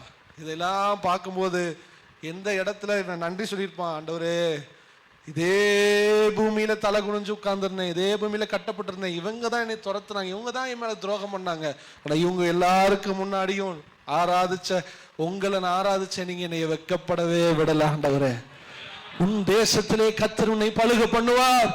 நீ இருக்கிற சூழ்நிலையிலேயே கர்த்தர் உன்னை உயர்த்த உண்மையுள்ளவராக இருக்கிறார். நீங்க எந்த இடத்துல குறைபட்ட இடத்துல கர்த்தர் நீ தேவனுடைய பிள்ளை என்று நிச்சயம் உன்னை கொண்டு நிரூபிப்பார். இப்பொழுது நீ அங்கீகரிக்கப்படாதவனா இருக்கலாம், நீ இப்பொழுது அடிமை போல இருக்கலாம், உங்க பேச்ச கேட்கறதுக்கு ஒரு ஆள் இல்லாம இருக்கலாம், ஆனால் நாளைக்கு உன்னை சுற்றிலும் நிற்கத்தக்கதாய் கர்த்தர் உன்னை மேன்மைப்படுத்த உண்மையுள்ளவராய் இருக்கிறார். இந்த உலக ரீதியாய் கொடுக்கப்பட்ட வஸ்திரத்தை உலகம் பிடுங்கலாம், எல்லாம் என்னை விட்டு போயிட்டான்னு பிடுங்கி எரிஞ்சு அதை ஒண்ணும் இல்லாம அந்த கலர் வஸ்திரத்தை மாத்தலாம், பலவர் அங்கேயே. ஆனா தேவன் கொடுத்த வஸ்திரத்தை ஒருவனும் பிடுங்க முடியாது. தேவன் உனக்கான ஒரு உயர்வை தரப்போகிறார், அந்த உயர்வை யாரும் பறிக்க முடியாது என்று கர்த்தர் சொல்லுகிறார். ஹல்லேலூயா. எல்லாம் உங்களை விட்டு போயிட்டு நினைக்காதீங்க, தேவனால் வருகிறது நமக்கு ஆசீர்வாதம். எத்தனை பேர் நம்புறீங்க? தேவன் உங்களுக்கு தருகிறதே ஆசீர்வாதம். இதுவரை போனதெல்லாம் போகட்டும். ஆண்டவர் சொல்றாரு, இனி நானே உன்னை ஆசீர்வதிப்பேன் மகளே, நானே உன்னை நிலைப்படுத்துவேன், நானே உன்னை உயர்த்துவேன். அழுதுகிட்டு இருந்த காலம் ஒரு பக்கம் இருக்கட்டும், இனி நகைக்கிற காலத்தை கர்த்தர் நமக்கு தருவாராக. துன்பப்பட்ட காலங்கள் ஒரு பக்கம் இருக்கட்டும், அதற்கு ஈடாக இரட்டத்தனையான ஆசீர்வாதத்தை கர்த்தர் தருவாராக. நம்பிக்கை விட சிறைகளே அரணுக்கு திரும்புங்கள், இரட்டிப்பான நன்மையை நான் உங்களுக்கு தருவேன். எத்தனை விஷயத்துல சிறையிருப்புகளை கஷ்டப்பட்டுக்கிட்டு இருந்தீங்க, கர்த்தர் சொல்லுகிறார், உனக்கான ஒரு அதிகாரம் உடைய என்னுடைய முத்திரை மோதிரமாகி ஒரு மெல்லிய வஸ்திரத்தை நான் உனக்காக தருவேன். அதில் அதிகாரங்கள் இருக்கிறது, உயர்வுகள் இருக்கிறது, அதுல ஆசீர்வாதங்கள் இருக்கிறது. ஹல்லேலூயா. அப்ப யார் நம்மகிட்ட பிடுங்கினா என்னங்க? என் தேவன் என்னோடு கூட இருக்கிறார். சொல்லுங்க, மனுஷன் எனக்கு யார் என்னோட எடுத்தா என்ன, யார் என்னோட பிடுங்கினா என்ன, யார் எனக்கு துரோகம் பண்ணா என்ன, எங்க அப்பா என்னோட இருக்கிறாரு, என் ஆண்டவர் என்னோட கூட இருக்கிறாரு. எனக்கு ஒரு காலம் வரும், கர்த்தர் என்னை நிச்சயமா ஆசீர்வதிப்பாரு. பாருங்களேன், எவனையும் ஆசீர்வதிக்கும் போது, எவனும் ஆசீர்வாதமா இருக்கும்போது ஆண்டவரை தேடுற உங்களை அவர் ஆசீர்வாதமா வைக்காம விடுவாரா? ஹல்லேலூயா. ஆண்டவர் சொல்லுவார், யோசேப்பை ஆசீர்வதிக்காம நான் யாரப்பா ஆசீர்வதிக்க போறேன்? என் பிள்ளை எனக்காகவே 13 ஆண்டு காத்திருந்துச்சே, கஷ்டத்திலையும் கவலைகளையும் இந்த யோசேப்பை உயர்த்தாம நான் யாரை உயர்த்துவேன்? தேவனுக்காக கஷ்டப்பட்டு இருக்கிற, தேவனுக்காக சில காலம் பாட அனுபவிக்கிற உங்களுக்கு பெரிய ஒரு மகிழ்ச்சியை கத்த தருவா. மெல்லிய வஸ்திரம் இங்கு மட்டுமல்ல சகோதரரே, பரலோகத்திலும் பாட அனுபவிக்கிற உனக்கு அந்த மெல்லிய வஸ்திரத்தை கத்த தருவா. பூமியில எவ்வளவு கஷ்டங்கள், எவ்வளவு பாடுகள், தேவனுக்காக எல்லாம் கத்தர் மாற்றுவார். ஆமென். அப்ப ஒரு மெல்லிய வஸ்திரம், பலவர்ண அங்கி அகற்றப்பட்டாலும் தேவனால் அருளப்பட்ட மெல்லிய வஸ்திரம் யாருக்கு கொடுக்கப்பட்டது? ஃபர்ஸ்ட் அத்தி இலை வஸ்திரம், அது மனுஷனுடைய நீதி, அதெல்லாம் அழுக்கான கந்த. மனுஷன் தேவனை சார்ந்திராமல் செய்யற காரியங்கள்லாம் அத்தியில, தேவனை சார்ந்திருக்கிறதா நிலைச்சிருக்குன்னு பார்த்தோம். ரெண்டாவது யோசேப்புடைய வாழ்க்கையில எல்லாம் பிடுங்கப்பட்டு போனாலும், மனுஷரால் கொடுக்கப்பட்டு பிடுங்கப்பட்டு போனாலும் தேவன் ஒரு ராஜரீக ஒரு வெண்வஸ்திரத்தை கொடுத்து அவனை மேன்மைப்படுத்தினார். உங்க குடும்பத்தில் என்ன செய்வார் என்று நாம் பார்த்தோம். அல்லேலூயா. மூணாவதாக ஒரு விஷயத்தை பார்க்க போகிறோம். அதற்குள்ள நிறைய வஸ்திரங்கள் அடங்கி இருக்கிறது. அதை வேகமாக பார்த்து நாம் குறித்த நேரத்துக்கு நாம் நிறைவு செய்ய போகிறோம். செப்பனியாவின் புஸ்தகம் 1ஆம் அதிகாரம் 8வது வசனம். செப்பனியா 1.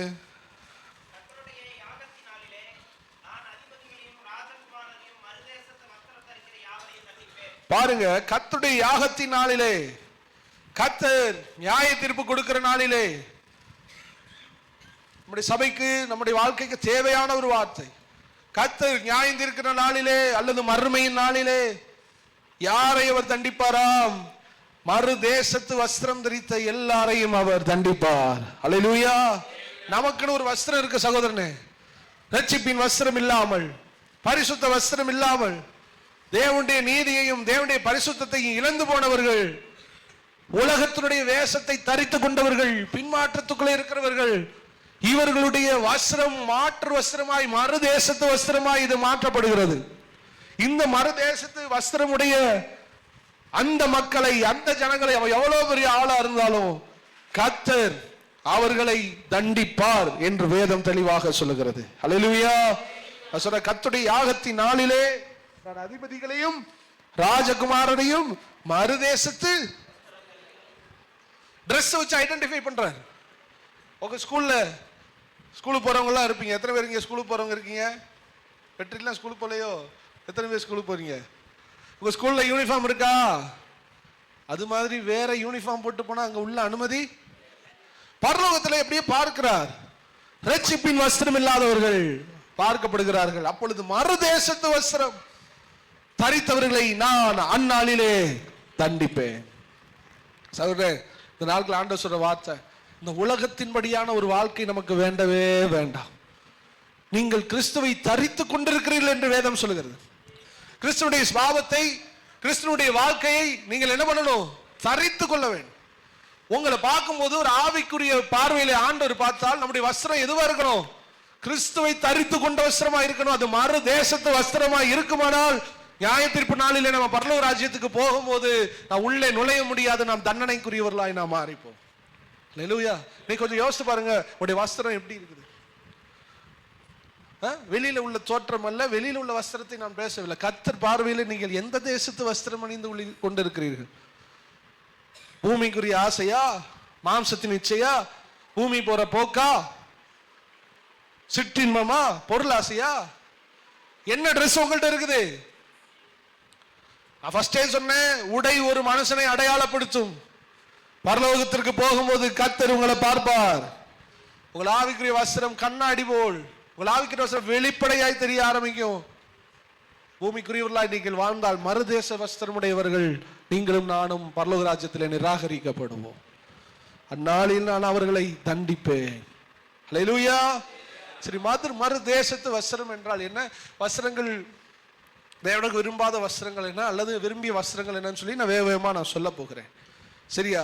ஃபர்ஸ்ட் நீதிமொழிகள் 6:27 பாவத்தினாலே வஸ்திரம், வெந்து போன வஸ்திரம் இங்கே குறிப்பிடப்படுகிறது. வாசிக்கலாம். வஸ்திரம் வேகாதபடி, வேகாமல், இப்ப நெருப்பு போட்டா வஸ்திரம் எரியாம இருக்குமாங்கிறது அந்த வசனத்துடைய கருத்து. நெருப்பு உள்ள போட்டா ட்ரெஸ்ஸே எரியாமல் இருக்கும். அப்போ அண்ணன் சகோதரர் சாட்சி சொல்லும்போது சொன்னாங்க, ஏன்னா வண்டி அப்படியே பிடிச்சா. அன்னைக்கு சொல்லும்போது சொன்னாங்க, ட்ரெஸ்ஸில் கொஞ்சம் தீ என்ன பண்ணிடுச்சா, பிடிச்சிருச்சா. நல்லா கவனிக்கணும், ஆவிக்குரிய வாழ்க்கையில் கரப்பட்ட வஸ்திரத்தை கூட என்ன பண்ணிடலாம், துவைச்சிடலாம். நான் எரிஞ்ச வஸ்திரத்தை முடியாது. இதைதான் சொல்லும்போது நிருபங்களில் மரணத்துக்கு ஏதுவான பாவங்களும் உண்டு, மரணத்துக்கு ஏதுவல்லாத பாவங்களும் உண்டு. இந்த நான் சொல்ற வஸ்திரம் வேகிற பாவம் என்னன்னா, பாவத்துடைய உச்சகட்டத்திற்கு போனவர்கள். பாவம் நார்மலா இருக்கும் போதே, சாதாரணமா இருக்கும் போதே அது கரையாய், திரையாய், அழுக்காய், அசுத்தமாய், அசுசியாய் இருக்கும் பொழுதே இயேசு கிறிஸ்துவின் இரத்தத்தினால் இந்த பாவத்தை நீங்கள் கழுவிக்கொள்ள வேண்டும். உங்கள் வஸ்திரம் இப்பொழுது சுத்திகரிக்கப்பட வேண்டும். பாவத்தினால் மாம்சத்தினால் கரைப்பட்ட உங்கள் வஸ்திரங்களை நீங்கள் சரி செய்ய வேண்டும். இதெல்லாம் தேவன் கொடுக்கிற அனுக்கிரக காலத்தில் கொடுக்கப்படுகிற கிருபைகள். நம்ம செஞ்ச தவறுகளை கழுவிட்டு. ஆனா ஒரு தன்மை இருக்கிறது, தேவனே வஸ்திரத்தை கழுவ முடியாத நிலை. அது என்னது? வஸ்திரமே அங்க என்ன இல்லை, எரிஞ்சு போச்சு. அதை எதற்கு ஒப்பிடுவார்னா, சரீரத்துக்கு அடுத்த பாவத்துக்கு அடுத்த ஒப்பிடுவார். அதில் மேலே போடும் பொழுது இச்சைக்கு அடுத்த பாலி இச்சைகளுக்குரிய காரியத்தை வெளிப்படுத்தும். ஹல்லேலூயா. இன்னைக்கு நீங்க நல்லா புரிஞ்சுக்கணும், பாவம் செய்யறவங்க சீக்கிரத்தில், பாவ அடிமைத்தனத்தில் இருக்கிறவர்கள் சீக்கிரமாய் வெளியே வாருங்கள். ஆமென். வஸ்திரம் எரியிற அளவுக்கு என்ன பண்ணிடாதீங்க, உள்ள இருந்துடாதீங்க. வஸ்திரம் எரிஞ்சிடக்கூடாது, உங்க வஸ்திரம் பஸ்பமாயிடக்கூடாது, உங்க வஸ்திரம் தீ பிடிச்சிடக்கூடாது. உங்கள் வஸ்திரம் காக்கப்படுவதாக. அப்படிதான் ஆண்டவர் சொல்றார், நான் கொடுத்த வஸ்திரம் இல்லாதவர்கள், வஸ்திரம் எரிந்து போனவர்கள், அவர்கள் தான் மாற்று தேசத்து வஸ்திரத்தார், அவர்களை நான் தண்டிப்பேன். ஹல்லேலூயா. பாவத்துடைய உச்சகட்டத்துக்கு தயவு செய்து போயிடாதீங்க. பாவம் செய்கிற ஆத்மா சா. இச்சையானது கற்பந்தரித்து பாவத்தை, பாவம் பூரணமாகும் போதோ மரணத்தை கொண்டு. பெரிய பின்மாற்றத்துக்குள்ள ஒருத்தர் போயிட்டார். அவர் பாஸ்டர் கை வச்சு ஜெபம் பண்ண போகும்போது ஆண்டவர் பேசினார், கைகளை என்ன பண்ணாத. அப்படி தருணம் என்ன ஆயிடுச்சு, முடிஞ்சிச்சு. தேவன் இப்படிப்பட்ட இடத்துக்கு வர முடியுமா? பைபிள்ல உதாரணங்களுக்கு அடிக்கடி கடிந்து கொள்ளப்பட்டும் தன் பிடரியை கடினப்படுத்துகிறவன் சகாயம் என்று சடுதியிலே நாசமடைவான். சவுல் சொல்லி சொல்லி கீழ்ப்படியில போயிட்டா. சாமுவேல் போகிறார், வஸ்திரம் பிடிக்கப்படுகிறது. வஸ்திரம் என்ன ஆயிடுது, என்னப்பா அவ்வளவு பழசையா போட்டிருந்தாரு சாமுவேல் நல்ல ட்ரெஸ் தான் போட்டிருந்தார். ஏன் கிழிந்தது? அதாங்க கடைசி வாணிங்க, இனி உனக்கு எனக்கு சம்பந்தமே. கிழிந்த வஸ்திரம், எரிந்த வஸ்திரம், துண்டிக்கப்பட்ட வஸ்திரம் என் வாழ்க்கையில எரிஞ்சு போற நிலைமைக்கு தயவு செய்து வந்துடாதீங்க. அப்படிலாம் விடுவாரா? அப்படிலாம் விடமாட்டார் பிரதர். ஆண்டவர் எப்படியாவது அவங்களை தூக்கி எடுத்துறாரு. அதெல்லாம் எக்ஸ்கியூஸ் பல நாள் கொடுத்ததுக்கு அப்புறம், அதாவது உணர்வுள்ள இருதயம் உடையவனை கடைசி வரைக்கும் கர்த்தரவனை தூக்க முயற்சிப்பார். உணர்வில்லாதவனாய் மாறும் பொழுதுதான் ஆபத்தே வருது. தன் பிள்ளைகளை உணர்கிறவன் யார்? நீ செஞ்ச பாவத்துக்கு ஆண்டவர் சொல்லுவார், அதுக்காக இப்படி பாவம் செஞ்சுக்கிட்டு இருக்காதீங்க. நான் உங்களுக்கு ஒரு எக்ஸாம்பிள் சொல்றேன். ஒரு சகோதரன் எனக்கு விரோதமாய் பாவம் செய்தாலும் எத்தனை தடவை மன்னிக்க அப்படின்னு சொல்லும்போது ஆண்டவருடைய ஹார்ட்ல இருந்து வந்த வார்த்தை, அவன் மனஸ்தாபப்பட்டால், அந்த வேடை புரிஞ்சுடும், அவன் மனஸ்தாபப்பட்டால் 7 தடவை அல்ல 70 தடவைனா இன்ஃபினிட்டி, முடிவில்லாதவரை அவனை மன்னி. எப்படி?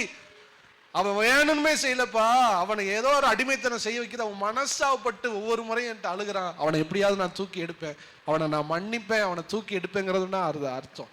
ஆனா மனஸ்தாபப்படாத பாவிகள் இருக்கிறார்கள், மனசாட்சியிலே சூடுண்ட பொய்யர்கள். செஞ்ச தப்புன்னு ஒத்துக்கவே மாட்டான். இவன் சீக்கிரத்துல குபீர்னு ட்ரெஸ்ஸுக்கு எரியதான் போது. ஒரு நாள் உணர்வு வேணும், தன் பிழையை உணரணும், வசனம் வரும்போது உணரணும், செஞ்ச தப்ப உணரணும், கண்ணீரோடு உணரணும். உணர்வு இருக்கும் பொழுதே பலனை பெற்றுக்கொண்டு மனம் திரும்பணும். உணர்வை இழந்துட்டா ரொம்ப டேஞ்சரான இடம். ஏன் டேஞ்சரான இடம்னா, நீங்க உங்க பாவத்துக்காக மனஸ்தாபப்பட மாட்டீங்க, மனஸ்தாபப்படாதனால மன்னிப்பு கேட்க மாட்டீங்க, மன்னிப்பு கேட்காதனால விடுதலை அடைய மாட்டீங்க, அடுத்து அதை போக்குவதற்கு உள்ள முயற்சி செய்ய மாட்டீங்க. தப்புன்னு நமக்கு என்ன தெரியாது. பாவத்தில் நிறைய சென்சிபிலிட்டி இருக்கிறது. ஒரு சென்சிபிள் சென்ஸ், அதாவது ரொம்ப ஒரு துல்லியமான ஒரு உணர்வுள்ள நிலைமை பாவத்தில் இருக்கிறது. இதெல்லாம் நீங்க புரிஞ்சுக்கணும். ஒரு எக்ஸாம்பிள் சொல்றேன். ஏலி உணர்வற்றவராய் மாறி ரொம்ப நாளாச்சு. ஏலியின் இடத்துல பேச வேண்டிய காரியத்தை குழந்தையாய் அப்பொழுதுதான் தேவனுக்கு பிரியமா வாழ்ந்து கொண்டிருக்கிற சாமுவேல் இடத்துல கர்த்தர் பேசினார். நீங்க ஒரு கொஸ்டின் வைக்கணும், இவ்வளோ பெரிய ஆசாரியன்ட்ட ஏன் பேசல, இந்த சின்ன பையன் ஏன் பேசினார்? ஏலி உணர்வை இழந்து ரொம்ப நாளா ஆச்சு. இன்னொரு எக்ஸாம்பிள் சொல்றேன். தாவீதுடைய வாழ்க்கையில் அவன் இருதயத்துக்கு ஏற்றவன், என் இருதயத்தில் உள்ளபடி எல்லாம் அவன் செய்வான். ஆனால் பத்சேபாள் இடத்துல பாவம் செய்ததற்கு பின்பாக தாவீதோடு தேவன் கனெக்ட் ஆக முடியல. இப்ப யாரை அனுப்புகிறார்? நாத்தானை அனுப்பி, நாத்தான் வந்தவனே புரிஞ்சுக்கிறோம், இவன் அப்பையும் புரியல. அப்ப நாத்தான் வந்ததுக்கு அப்புறம் கதவடிவுல சொல்லி இவ்வளவு புரிஞ்சதுக்கு அப்புறம் யார் அவன் அப்படிலாம் பேசுனதுக்கு அப்புறம் தான் புரியுது இருதயத்துக்கு ஏற்றவன். நீங்க தேவனோடு, நான் சொல்றேன் உங்களுக்கு, தேவனோடு இருக்கிற வரதான் உணர்வுள்ள இருதயம் இருக்கும். உணர்வுள்ள இருதயம் வர ஆரம்பித்தோடனே இருதயம் கடினப்படும், கடினப்பட்ட உடனே மனசாம் வராது, மனசாம் வரல நான் மன்னிப்பு வராது, மன்னிப்பு வரல நான் விடுதலை. இதுதான் ட்ரெஸ் எரியிற இடம். யாருக்காவது அப்படி பாவம் இருக்குதா? கரையின் திரையை நீக்கிறக்க ரத்தம் போதுமானது. ரத்தாம்பர சிகப்பா இருந்தாலும் அதை வெண்பஞ்சை போல எரிஞ்சு போயிட்டா ஒட்டுலாம் போட முடியாது, முடிஞ்சிச்சு. அவன் தான் முடிகிற இடத்துல உள்ள பேச்சை விடும். இப்படியே கர்த்தர் இஸ்ரவேலிலிருந்து உடைய ராஜ்யபாரத்தை கிழிஞ்சிருச்சு. சால்வ உனக்கு எனக்கு அவ்வளவுதான். அது என்ன பழைய துணியா? இல்ல, புது துணி. புது துணியை கிழிச்சு காமிச்சாரு, முடிஞ்சிச்சுன்னா அவன் வாழ்க்கை அவ்வளவுதான். அல்லேலூயா. இந்த இடத்தை மிரட்டுவதற்காக அல்ல, எச்சரிக்கிறதுக்காக நான் சொல்றேன். அந்த எல்லை வரை, அந்த இடம் வர பின்மாற்றங்களுக்குள்ளே நான் போன நாட்கள் உண்டு. ஆனா பின்மாறி நின்றவனாயும் பேசுகிறேன், தூக்கி எடுக்கப்பட்டவனா உங்களுக்கு முன்னாடி பேசுறேன். எவ்வளவு பின்மாற்றத்துக்குள்ள போனாலும் எனக்குள்ள ஒரு அன்பும் பாசமும் என் ஆண்டவர் மேல இருக்கு. என் ஆண்டவர் என்னை விடுதலை ஆக்குவார். எனக்கு ஒரு உணர்வுள்ள இருதயம், மனஸ்தாவும் இருந்து கொண்டே இருந்தது. பல வேளைகளை அழுது ஆண்டவரே வர முடியலையே உங்கள்கிட்ட அப்படின்னு நான் நினைச்ச அந்த மனஸ்தாபமே என்னை இன்று ஊழியக்காரனாய் நிறுத்தி இருக்கிறது. தேவனே உணர்வுள்ள இருதயத்தை எனக்கு தாரும் என்று கேளுங்க. பாவம் செய்யும் பொழுதெல்லாம், தவறும் பொழுதெல்லாம் ஒரு மனஸ்தாபத்தை கர்த்தர் உங்களுக்கு தருவாராக, ஒரு உணர்வை தருவாராக. உணர்வு இருந்துட்டாலே உங்களுக்கு விடுதலையாகக்கூடிய ஆசை இருக்குது. கர்த்தர் ஒரு நாள் உங்களை நிச்சயமாய் விடுதலையாக்குவார். விடுதலையாக்க விரும்புகிறவனையே கர்த்தர் விடுதலையாக்குவார். இந்த பாவத்தை நீங்க விரும்புனீங்கன்னா உங்களை விடுதலையாக்கவே முடியாது. பாவத்தை நீங்கள் வெறுக்க வேண்டும். பாவத்தை வெறுக்கணும், பாவத்துக்காக மனஸ்தாபப்படணும், பாவத்துக்காக அழுகணும். அழுதால் நீ அதில் அடிமைப்பட்டவனா இருந்தாலும் என் ஆண்டவர் ஒரு நாள் வெளியே கொண்டு வருவார். லோத்தை குறித்து பார்த்த இன்னொரு ஆங்கிள், அவன் மனஸ்தாபப்பட்ட பாவத்துக்குள்ள இருக்க வெளியில வரலைனாலும் உள்ள மனசா இருந்ததுனால ஆபிரகாமுடைய ஜெபம் அவனை காப்பாற்றினது. காப்பாத்து, அவன் குடும்பத்தை காப்பாத்துறேன்னு அவனையாவது அதை என்ன பண்ணிடுச்சு, காப்பாத்து. மனஸ்தாபப்படுங்க. உணர்வுள்ள இருதயம் போயிட வேண்டாம். உணர்வு இல்லாத இருதயம் எப்போ வரும்னா, அடிக்கடி ஒரு பாவத்தை செஞ்சு அடிக்கடி அடிக்ஷன் ஆகும்போது அது என்ன வந்துடும், எரும மாடு தோல் மாதிரி என்ன ஆயிரும், நம்ம இருதயம் மாறி. அந்த இடத்துக்கு யாரு வர வேண்டாம். ஆண்டவர் சொல்கிறார், அதுவே தணலை, அக்கினி தணலை அள்ளி போட்டுக்கிற பாவம், அவன் வஸ்திரம் நிச்சயமாய் வேகும் என்று கர்த்தர் சொல்லுகிறார்.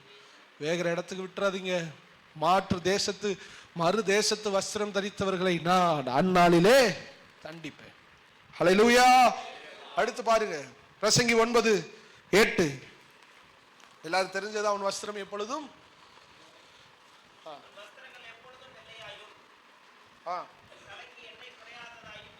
உன் வஸ்திரம் எப்பொழுதும். இதை எழுத்தின் படி எடுத்துக்கிட்டு கொஞ்சம் மங்கினாலும் ஆண்டவர் திட்டுவார். ஒரு பியூர் வெள்ளை சட்டை வாங்கணும்னு சொல்லி இருக்க கூடாது. வெளியில நாம் ஒரு யூனிஃபார்மா, ஒரு பரிசுத்தமா நம்ம இருக்கிறது ஓகே. ஆண்டவருக்கு சொல்ல வருகிற காரியம், உன் வஸ்திரம் எப்பொழுதும் வெள்ளையா இருக்கு அப்படின்னா உடைய ஜீவியம் எப்பொழுதும் பரிசுத்தமா இருந்தா அத சரி பண்ணிக்கிட்டே இயேசு கிறிஸ்துவின் இரத்தத்தினால கழுவி அதை வெண்மையாக்கி கொண்டே இருக்க வேண்டும். தேவனுடைய சமூகத்தில் உட்கார உங்க வஸ்திரம் என்னவாகும், ஒரு வண்ணானாலும் வெளுக்க முடியாத அளவுக்கு, வசனம் எழுதிக்கிறேன், ஒரு வண்ணானாலும் வெளுக்க முடியாத அளவுக்கு அந்த வஸ்திரம் வெண்மையாய் மாறும். ஏசப்பா காமிச்சாரு, உன் வஸ்திரம் வெள்ளையாகிற இடத்த காமிக்கவா தம்பி வான்னு கூப்பிட்டாரு. ராம் முழுவதும் ஜெபம் பண்ணி கொண்டிருந்தார். அவருடைய வஸ்திரம் வெண்மையாய் மாறி. ஏசப்பாக்கு மட்டும்தான்ப்பா மாறும், நமக்கெல்லாம் அப்படின்னு கேள்வி கேட்போம் தெரிஞ்சுதான் எலியாவை மோசேக்கும் மாறுச்சு ட்ரெஸ். ஏன் ட்ரெஸ் மாறுச்சுன்னா அவன் ட்ரெஸ் மாறும். நான் பரிசுத்தமாக்குகிற கர்த்தர், நானே உங்களை பரிசுத்தமாக்குகிற கர்த்தர். ஆண்டரை போல பரிசுத்தமா வாழ முடியாதா? பரிசுத்தவான்களை போல என் வாழ்க்கை முடியாதா? முடியும் என்று கர்த்தர் சொல்லுகிறார். உன் வஸ்திரத்தை கர்த்தர் வெண்மையாக்க போகிறார். வஸ்திரம் மங்கி இருக்கிறவர்கள் எல்லாம், வஸ்திரம் நிறம் குறைந்தவர்கள் எல்லாம் தேவனுடைய ராஜ்யத்தில் எப்படி நிற்பார்கள்? நான் மறு தேசத்து வஸ்திரம் உடையவர்களாய் நிற்பார்கள். அவர்களை நான் அந்நாளிலே தண்டிப்பேன். ஆண்டவர் சமூகத்தில் உட்காருங்க. எவ்வளவு டைம் கிடைக்கணுமோ உட்காருங்க. பைபிள் எடுத்துட்டு உட்காருங்க. பூமியினுடைய நாலேஜ் எல்லாம் உங்க வஸ்திரத்தை வெண்மையாக்காது. நீங்க மொபைல்ல உட்கார்ந்துருக்கிற டைம் உங்க நாலேஜை வெண்மையாக்காது. உங்க வஸ்திரத்தை நீங்க ஆண்டவர் சமூகத்தில் உட்கார்ந்தா மட்டும்தான் உங்க வஸ்திரம் வெண்மையாகும். அப்படின்னா உங்க ஆவில ஒரு மறுரூபம் உண்டாகி கொண்டே இருக்கு. என் ஆன்மா மண்ணோடு கூட ஒட்டி கொண்டிருக்கும் வசனத்தினால என்னை உயிர்ப்பியும், ஆன்மா உயிர்ப்பிக்கப்படும், வஸ்திரம் வெண்மையாகும், மகிமையின் மேல் மகிமை நாம் அடைந்த அந்த சாயலாக நாம் மாறிக்கொண்டே இருப்போம். பைபிள் நம் வஸ்திரத்தை, நம்ம ஆவிக்குரிய வஸ்திரத்தை வெள்ளையாக்குது. தேவ சமூகம் நம்முடைய ஆவிக்குரிய வஸ்திரத்தை வெள்ளையாக்குது. இது ரெண்டு இல்ல. உன் தலையில எப்பொழுது எண்ணெய் இருப்பதா, தலை மேல ஒரு அனாயிண்டிங், ஒரு அபிஷேகம் குறையாம அப்படியே இருக்கு. இதெல்லாம் இருக்குது. இதெல்லாம் பர்வத்துக்கு போகும்போது ஆவிக்குரிய பார்வையில பார்ப்பார். யாரு தலையில எண்ணெய் இருக்கோ, யாரு ட்ரெஸ் வெள்ளையா இருக்கோ, நீ செலக்டட். ஹல்லேலூயா. அப்ப மாறு வஸ்திரம்னா என்ன? மறுதேசத்து வஸ்திரம்னா வஸ்திரம் மங்கி போனவர்களும் தலையில் எண்ணெய் இல்லாதவர்களும் தேவனுடைய ராஜ்யத்துக்கு நுழையாத படிக்கு அவர்கள் மறு வஸ்திரம் தரித்தவர்களாக மாறுகிறார். உங்க மேல இருக்கிற அபிஷேகம் குறையக்கூடாது, உன் வஸ்திரத்தில் இருக்கிற வெண்மையும் குறையக்கூடாது. இதெல்லாம் இருந்தா தேவன் உங்களை பரலோகத்தில் ஏற்றுக்கொள்வார். இப்போ உங்க வஸ்திரம் வெண்மையாக நீங்க என்ன பண்ண போறீங்க? இனிமே டைம் ஸ்பெண்ட் தேவ சமூகத்தில் இருக்கணும். யார் சொல்றா? தாவீது சொல்றான், ஒன்றை நான் கேட்டேன் அதையே நாடுவேன், ஜீவனுள்ள நாளெல்லாம் தேவனுடைய ஆலயத்தில் தங்கி இருப்பதை நான் நாடுவேன், அவரை ஆராய்ச்சி செய்யும்படியாகும். அல்லேலூயா. ஆராய்ச்சி செய்யறதுன்னா என்ன? அதாவது பைபிள் காலேஜ் தொடங்கும் போது நான் பைபிள் காலேஜ் படிக்கல, அதுல ஃபர்ஸ்ட் காட் அப்படின்னு போடும் போதே கடவுள் அல்லது ஒரு இறையியல் அல்லது ஒரு ரசிக்கப்பட்ட வாழ்வு சயின்ஸுக்கு ஒப்பானது. அறிவியலுக்கு, அறிவியல்னா என்ன அர்த்தம்? கண்டுபிடித்து கொண்டே போகலாம், அதற்கு முடிவே இல்லை. தாவீது இந்த வேட தான் சொல்லுவான், நான் கர்த்தருடைய சமூகத்தில் ஆராய்ச்சி. ஆராய்ச்சி என்ன? ரெண்டு ஆராய்ச்சி நடக்குது. தேவன் யார் என்று இன்னும் தெரிந்து கொள்கிறோம், நாம் யார் என்று இன்னும். இந்த ரெண்டு ஆராய்ச்சி எங்க நடக்குது? தேவ சமூகத்தில்.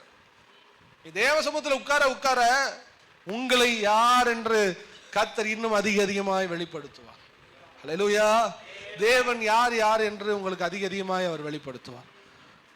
ஒரு சின்ன கேப்புக்காக ஒரு சரணத்தை நான் பாடுறேன். இந்த வார்த்தைக்கு ஏற்ற மாதிரி ஒரு பாட்டு. இன்னும் உம்மை அறியணுமே, இன்னும் கிட்டி சேரணும். எல்லாம் சேர்ந்து பாடுவோமா? ஆமென். இன்னும் உம்மை அறியணுமே, இன்னும் அறியணுமே, இன்னும் கிட்டி சேரணுமே, இன்னும் கிட்டி சேரணுமே. பிரசன்னம் பிரசன்னம் தேவ பிரசன்னம். பிரசன்னம் பிரசன்னம் தேவ பிரசன்னம். ராஜாவும் பிரசன்னம் போதுமையா, எப்போதும் எனக்கு போதுமையா. ராஜாவும் பிரசன்னம் எப்போதும் எனக்கு. ஆமென். பிரசன்னம் பிரசன்னம் பிரசன்னம். பிரசன்னம்.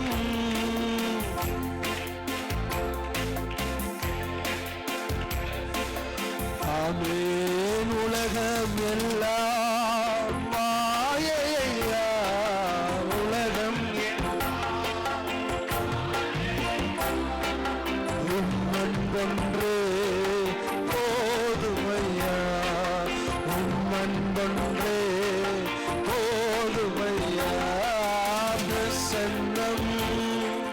பிரசன்னம் தேவ பிரசன்னம்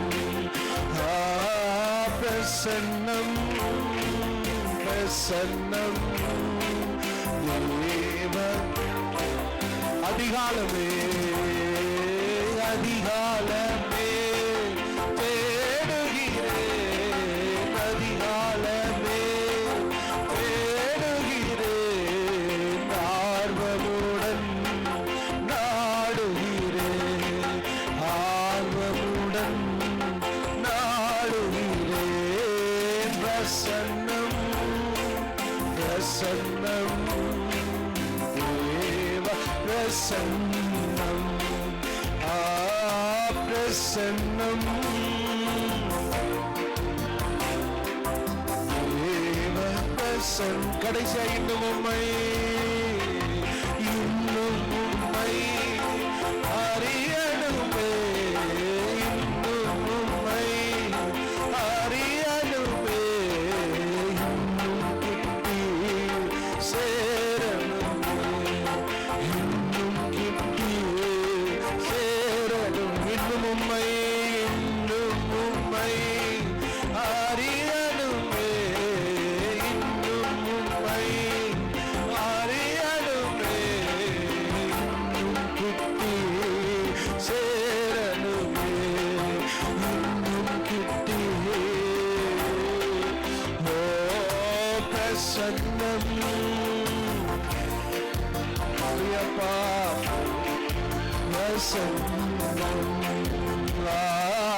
பிரசன்னம் பிரசன்னம் தேவ பிரசன்னம் கைகளை உயர்த்தி ராஜாவும் பிரசன்னம் போதுமையா எப்போதும் எனக்கு போதுமையா ராஜா பிரசன்னம் போதுமையா எப்போதும் எனக்கு போதுமையா ஹல்லேலூயா தேவனோடு கூட சேர சேர நாம் இன்னும் பரிசுத்தத்தில் வளர்ந்து கொண்டே இருப்போம் தேவனுடைய மகிமையின் மேல் மகிமையை நாம் அடைந்து கொண்டே இருப்போம் ஆண்டவர் சொன்ன வார்த்தை வஸ்திரம் எப்பொழுதும் வெண்மையா இருக்கு இந்த மனசுல வச்சுக்கிறீங்க ஒரு கொஞ்சம் கூட ரட்சிக்கப்பட்ட நாளிலிருந்து குறையாதபடிக்கு வர வர வர உங்களுடைய வெண்மை அதிகமாகி மறுரூபமாகி தேவ சமூகத்திலே நாம் நிற்க தயார் நிலையில இருக்க வேண்டும். இல்லை என்றால் மறு தேசத்து வஸ்திரம் தரித்தவர்கள் தண்டிக்கப்படுவார்கள் என்ற வார்த்தையின்படி தேவனுடைய சமூகத்திலிருந்து நாம் நிராகரிக்கப்படும். அல்லேலூயா. உன்னத பாட்டு 4:11 இங்க இன்னொரு வஸ்திரம் இருக்கிறது. உன்னத பாட்டு 4:11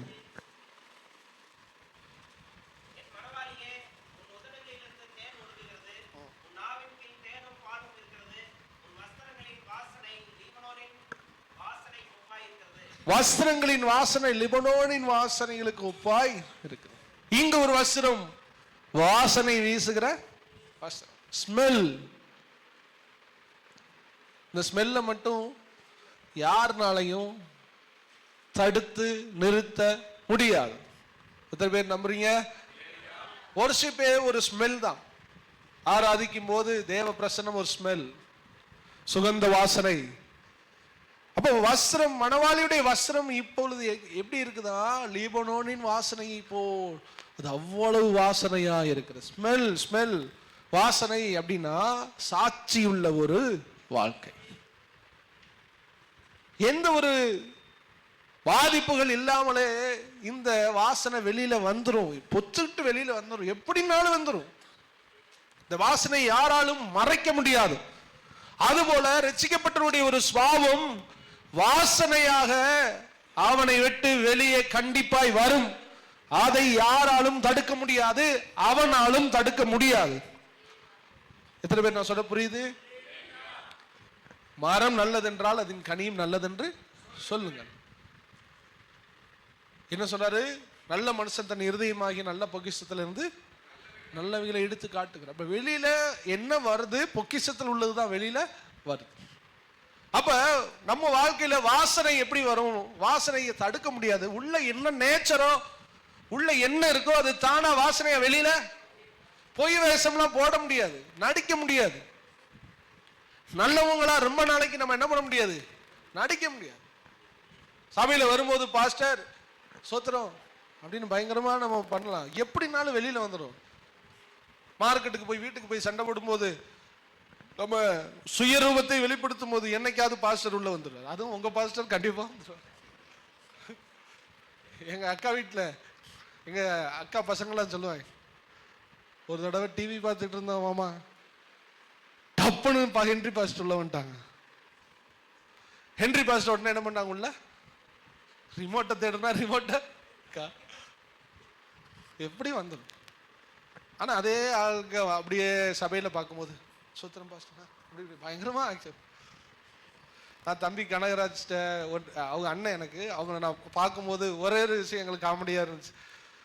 அவங்க ஒரு நாள் நாங்கள் போகும்போது ஏதோ ஒரு படத்தை ஏதோ பார்த்து இருந்திருக்காங்க, ரிமோட்டுங்கிறது. நாங்கள் உள்ளே போயிட்டு போனோடனே அவங்களால முடியாதுல்ல, கஷ்டப்பட்டு ரிமோட்டை எடுத்து தேடுறாரு. அதுக்குள்ள நாங்கள் கண்டுபிடிச்சோம் அவங்கள. அப்போ திடீர் என்று ஊழியக்காரில் வந்தாலே நம்முடைய வாசனை என்னன்னு தெரிஞ்சு போனா, என் ஆண்டவர் இயேசு சீக்கிரமாய் வரப்போகிறார். அவனுடைய சுயரூபம் என்னாகும், வெளியில தானா வெளியில வந்துதான் ஆகணும். ஸ்மெல்ல அடக்க முடியாது. 4 நாள் குளிக்கல அப்படின்னா நாத்த ஸ்மெல்லு. இதை மறைக்கிறதுக்கு சில பேர் என்ன பண்ணாங்கன்னா சென்ட் போடுவாங்க. இது ரெண்டும் சேர்ந்து ஒரு புது ஸ்மெல் வரும். அதுக்கு நாத்த ஸ்மெல்லே பரவாயில்ல. அப்ப வேஷம் போடுகிறவர்களுடைய வாசனை இன்னும் வித்தியாசமா இருக்கு. சென்ட்டை மறைக்க நாத்தத்தை மறைக்க சென்ட் அடிச்சா எவன்டா அது செத்த எலி வாட வருதுன்னா 2 வாசனை கலந்து ஒரு புது வாசனை வரும். இதெல்லாம் இயற்கையில் நம்ம படிக்கிறது. அப்ப உள்ள என்ன இருக்கோ அதான் வெளியில வரும். இதை மறைக்க நினைச்சா அதை விட மோசமா வரும். அப்ப மணவாளியே உன்னுடைய வஸ்திரம் எப்படி இருக்குதா, லீபனோடைய வாசனை போல இருக்கிறது. இந்த ஸ்மெல்லுக்கும் மேல குறிப்பிடப்பட்டிருக்கிற நாவுக்கும் உதடுக்கும் கனெக்ஷன் என்ன பண்றாரு, கொடுக்குறாரு. ஏன்னா இருதயத்தின் நிறைவினால் வாய்ப்பு. உங்களுடைய கேரக்டரை, உங்க ஸ்மெல்ல இது எப்ப வெளியில கொண்டு வரும்னா, உங்க இருதயத்தின் நிறைவு, உங்க இருதயத்தில் உள்ள உண்மையான நேச்சர் ஒரு நாள் வெளியில வரும். அது எங்கிருந்து வரும் தெரியுமா, உங்க வாய் வழியே தான் வரும். அது அந்த வசந்தம் மேல வாசிங்க. உன் உதடுகள்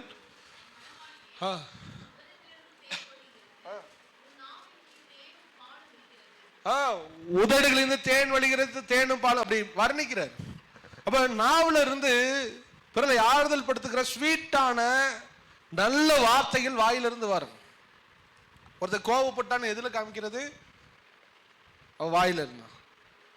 பொய் சொல்றான்னு எதுல காமிக்கிறது, வாயில தான்.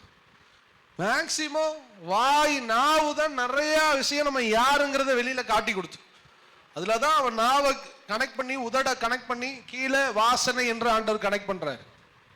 ஹல்லேலூயா. நான் திரும்ப சொன்னேன், உள்ள இல்லா வெளிப்படாத வர நம்ம நல்லவங்க கிடையாது. சில பேருக்குலாம் அப்படி சூழ்நிலை இல்லை, அந்த டெம்பரேச்சர் வரல, அதனால உங்களுக்கு அந்த வெளியில வரல. மெலித்தா தீவுக்கு போகிறான், கட்டைக்குள்ள பாம்பு கிடக்குது, எவ்வளவு நாள் கிடந்துச்சுன்னு நமக்கு தெரியாது. ஆனா இப்பொழுது அக்கினியை போட்டோன்னே வெளியில வந்து கையை கவ்விட்டு, நிறைய விசுவாசி கவ்விடுவோம், கடிச்சிருவோம். சும்மா இருக்கும்போது கடிக்க மாட்டோம், ஹீட்டை ஏத்திட்டா. ஆனா நமக்கு ஹீட் ஏத்துற ஆளை ஆண்டவர் அனுப்பிக்கிட்டே இருப்பார். சும்மா இருந்தேன், தேவையில்லாம என்னைட்ட வம்பு கொடுத்து என் வாயை என்ன பண்ணிட்டாங்க, கிளறிட்டாங்க. வாயை கிளறிட்டாங்க, வாயிலிருந்து வாசனை வர ஆரம்பிச்சிருச்சு. ஹல்லேலூயா. ஆண்டவர் சொல்றாரு, மரிப்பதற்கு முன்பாக பூமியில வாழும் பொழுது மனவாட்டியாய் போக வேண்டுமானால் நம்முடைய சரீரம் அத வஸ்திரத்திலிருந்து வாசனைகள் எழும்ப வேண்டும். ஹல்லேலூயா. இது எதை சொல்றேன், சாட்சி சுவாவத்தினுடைய நல்ல சுவாவம், நல்ல சாட்சி உள்ள ஒரு ஜீவியம் தான் வாசனை உள்ள ஒரு வாழ்க்கை. ஹல்லேலூயா. ஒரு ஒரு பிச்சைக்காரவங்க, ஒரு குளிக்காதவங்க மத்தியில் ஒரு ஸ்மெல் வருதுல்ல, நல்லா குளிச்சுட்டு வர்றவங்கள்ட்ட ஒரு ஸ்மெல் வருதுல்ல, இது மாதிரி பரலோகம் நம்மளை பார்க்குது. நல்ல சுவாபம் உடையவர்கள் தான் பரலோகத்துல வாசனைகளா இருப்பார்கள். பரலோகத்துக்கு போய் நாரி போன நம்மளை போய் நிறுத்தினா என்ன நடக்கும் நினைக்கிறீங்க? நான் பரலோகத்தை நாத்திட்டான்டான்னு நினைப்பாங்க. சாட்சி இல்லாதவர்கள் மேல வர முடியாது. ஏன் வரக்கூடாது? அதுல ஒரு நல்ல எண்ணத்தை வச்சிருக்கிறார் ஆண்டவர். மேல வந்தா நாற்றம் என்ன பண்ண முடியாது, தாங்க முடியாது. மற்றவனை பாதிக்கும். பரலோகத்துக்கு போகிறவர்கள், போக விரும்புகிறவர்கள் பூமியில வாழும் பொழுதே ஒரு வஸ்திரத்தை தரிக்கணும். அது என்ன வஸ்திரம்? வாசனை வீசுகிற வஸ்திரம். அப்ப இந்த வஸ்திரம் எப்படி இருக்கிறதா? வாசனை லீபனோனின் வாசனை போல இருக்கிறது. ஹல்லேலூயா. அப்ப என்னட்ட சொல்லியிருக்கேன், இதுல வேகாத வஸ்திரம், வெந்து போற வஸ்திரமா இருக்கக்கூடாது. வஸ்திரம் வெண்மையா இருக்கணும். அடுத்து வாசனை வீசுகிற வஸ்திரமாய் இருக்கு. மத்த 22:12 கல்யாண வஸ்திரம் தரிக்காதவனை என் தேவன் புறக்கணித்தார். இவன் ஒரு மாற்று வஸ்திரக்காரன், கல்யாண வஸ்திரம் தரிக்காத. மத்த 22:12 எடுத்து வாசிக்கலாம்.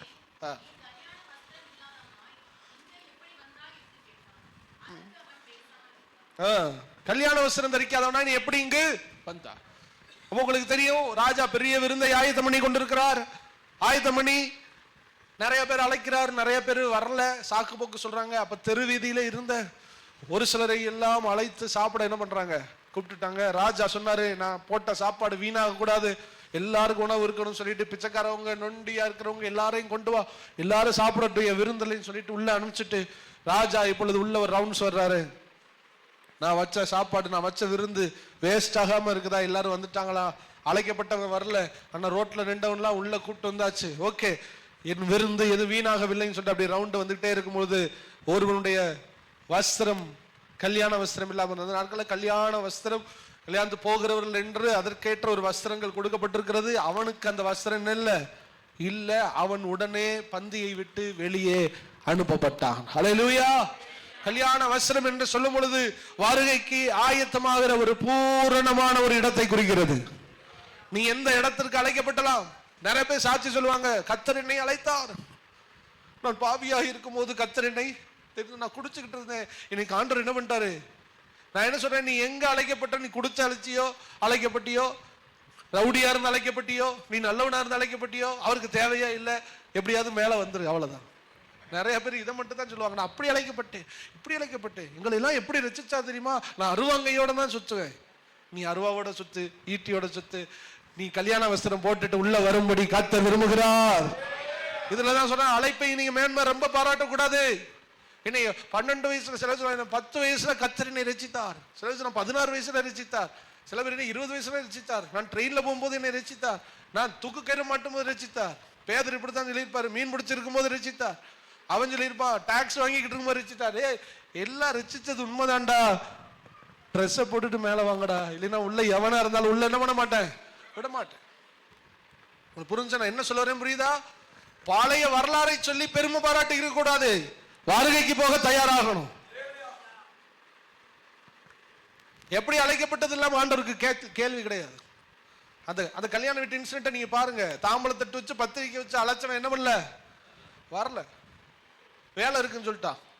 ரோட்ல ஒவ்வொன்றா பிடிச்சிட்டு வந்தான், நம்ம தான் ரோட்ல நின்றவங்க, அவளை பிடிச்சிட்டு வந்து உள்ள போட்டாரு. இப்ப உள்ள போட்ட நம்மளை பாக்குறாரு, அவருக்கு பரலோக நரம்பன், அவ்வளவுதான். பெரிய விருந்து ஆயத்தப்படுத்தி ஒண்ணு வேஸ்ட் ஆக கூடாதுன்னு சொல்லிட்டாரு. எல்லாரும் வந்து உட்காரும் போது வாட்ச் பண்றாரு. பெரிய பெரிய முதலாளி உட்காந்து, அந்த சீனுக்கு நீ அப்படியே போங்க, பெரிய பெரிய முதலாளி விஐபிஸ் உட்கார்ந்துருக்கான், சிலர் பேர் வரல, இந்த பயல்களோட பிச்சைக்கார பயலும் உள்ள உட்கார்ந்துருக்கான். ஐயா சொன்ன மாதிரி பிச்சைக்கார பயல, நம்மளும் உள்ளக்க உட்காந்து. ராஜா அதெல்லாம் பார்க்கல, விருந்து யார் வந்தாருன்னு கூப்பிட்டாச்சு, அப்படியே பார்க்குற, எளியவனோ ஏழ்மையானவனோ பெரியவனோ விஐபியோ அப்படியே ரவுண்டு போயிட்டே இருந்தாரு. ஆனால் ஒருத்தோட ட்ரெஸ் இல்லை பாருங்க, அங்கே டென்ஷன் ஆயிட்டேன். அதனால தான் சொன்னேன், நீங்கள் எந்த அழைப்பில் அழைக்கப்பட்டவர்களாக இருந்தாலும் பரவாயில்லை, முடிவு பரியந்தம் நிலை நிற்பவனே ரட்சிக்கப்படும். கர்த்தர் என்னோட கூடவே இருக்காரு, ஏன்னா நான் அழைச்சது அப்படி அப்படின்லாம் சொல்லிக்கிட்டு இருக்காதீங்க. நீ எப்படி அழைக்கப்பட்ட யூதாசையும் அப்படித்தான் அழைச்சிருப்பார். அழைப்பு பெருசல்ல, தெரிந்து கொள்ளுதல், நீங்க எப்படி வந்தீங்கிற வரலாறு பெருசல்ல, உங்களை கொண்டு பண்ண சாதனைகள் பெருசல்ல. சகோதரனை, கல்யாண வீட்டுக்கு நீ பிரவேசிக்கும் போது அந்த ராஜாவுடைய கல்யாணத்துல நீ பூரணமாக்கப்பட்ட பரிசுத்தமானாய், அந்த முதலாவது உயிர்த்தெழுதலிலே போக கல்யாண வஸ்திரம் நீ தரித்திருக்க வேண்டும். இல்லாவிட்டால் நீ பத்திரிக்கை வச்சு அழைச்சாலும் சரி, ரோட்டில் அழைக்கப்பட்டவனா இருந்தாலும் சரி, கர்த்தர் உன்னை நிராகரிப்பார். அவருக்கு தேவை கல்யாண வஸ்திரம். ஹல்லேலூயா. இங்க இருக்கிற விசுவாசிகள் நீங்க தேவை புரிஞ்சுக்கணும். நான் முடிவு பரியந்தம் என்ன பண்ணணும், பழச பேசிக்கிட்டு இருக்காதீங்க. சிலலாம் பழச பேசிருப்பாங்க, இந்த ஊர்லயே நாங்க தான் விசுவாசி. ஆண்டர் பாபா இப்போதைக்கு நீ தான் கடைசி விசுவாசி, முந்தினோர்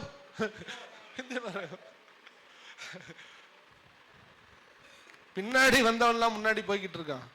ஆண்டு சொல்றாரு 11 அந்த கடைசி வேலையில், அதாவது நம்ம இந்தியன் டைம் படி 5 மணிக்கு அழைக்கப்பட்டவனும் ஒரு படம் என்ன பண்றான். ஆண்டு சொல்றாரு, நீ முன்னாடி அழைக்கப்பட்டாலும் பின்னாடி அழைக்கப்பட்டாலும் என் தோட்டத்துக்குள்ள நீ என்ன பண்ணணும், இருக்கணும். இருந்தா நான் உனக்கு என்ன பண்ணுவேன், கூலி தருவேன்.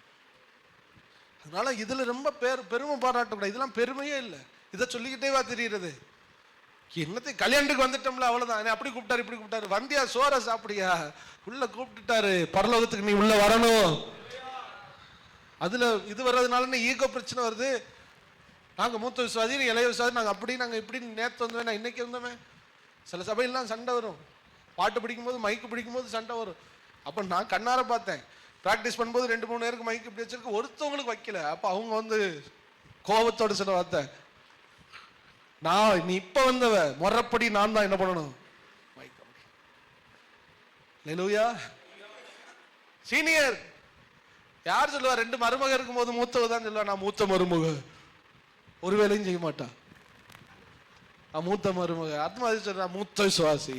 நல்லது, நீங்க இளைய விசுவாசி கரை சேர்த்து கொண்டு வாருங்க. மூத்த விசுவாசி இளைய விசுவாசியோ யாரா இருந்தாலும் அனுபவம் கூட இருக்கு, எல்லாம் இருக்கலாம். ஆனா நம்ம எல்லாரும் பரலோகத்துக்கு போகக்கூடியவர்கள்.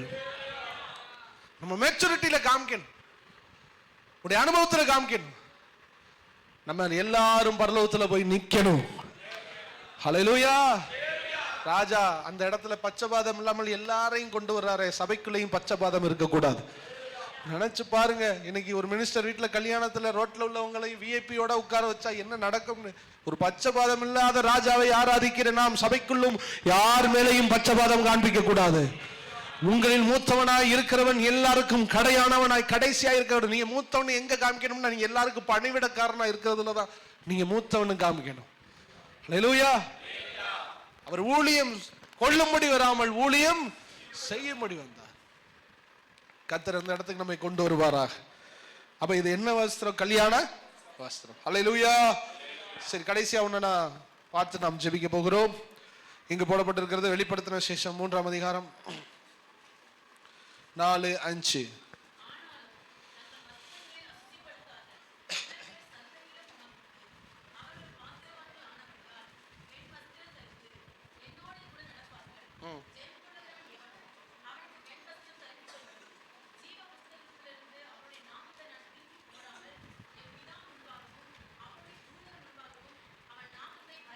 பாருங்க, இங்க வஸ்திரம் என்னவா பட்டிருக்குதா, வெண்மையா இருக்கிறது. ஆனா இங்க ஒரு வேர்டை இன்டைரக்டா சொல்றாரு, உன் சபையிலே வஸ்திரம் அசுசிப்படாதவர்கள் என்ன பண்ணுகிறார்கள், இருக்கிறார்கள். ஹல்லேலூயா.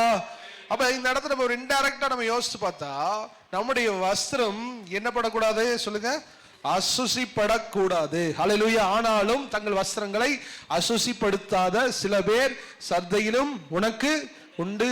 அவர்கள் பாத்திரவான்கள் ஆனபடியால் வெண்வஸ்திரம் தரித்து என்னோடு கூட நடப்பார்கள். அப்ப 2 இங்க லிங்க் பண்றாரு. வஸ்திரம் அசுசிப்பட்ட வஸ்திரத்தை சொல்லாமல் சொல்லுகிறார், அதான் இன்டைரக்டா சொல்றாரு. அப்ப வஸ்திரம் அசுசிப்பட்டவர்களுடைய வஸ்திரத்தார் என்ன செய்வாங்கன்னு கீழேயோ அதுக்கு ஆன்சர் சொல்றாரு.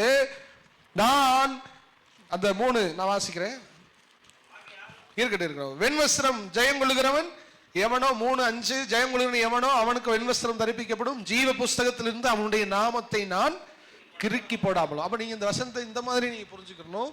வெண்வஸ்திரம் இருக்கிறவன் பெயரை கிறுக்காம இருப்பேன்னா, அசுசிப்பட்டனுடைய வஸ்திரம் உடையவனை பெயரை புரிஞ்சுச்சாங்களா சொல்றேன். ட்ரெஸ் அசுத்தமாயிட்டா என்ன நடக்குது, என்ன நடக்குது மேல 2 விஷயம் நடக்குது. ட்ரெஸ் வெள்ளையா இருந்தா பேர் நிலைச்சிருக்குது, ட்ரெஸ் அசுத்தப்படுத்த உடனே பேர் கிறுக்கப்படுகிறது. பேர்லாம் கிறுக்கப்படுமாயா? இன்னைக்கு இருக்கிற எல்லாரும் உங்க பேர்ல ஜீவ புஸ்தகம், உங்க ஜீவ புஸ்தகத்துல உங்க பேர் இருக்கான்னு உறுதிப்படுத்திட்டு போங்க. ரட்சிக்கப்பட்டவருடைய பேரை கர்த்தர் பதிவு செய்கிறார். ஆதார் கார்டுல இருக்குதா?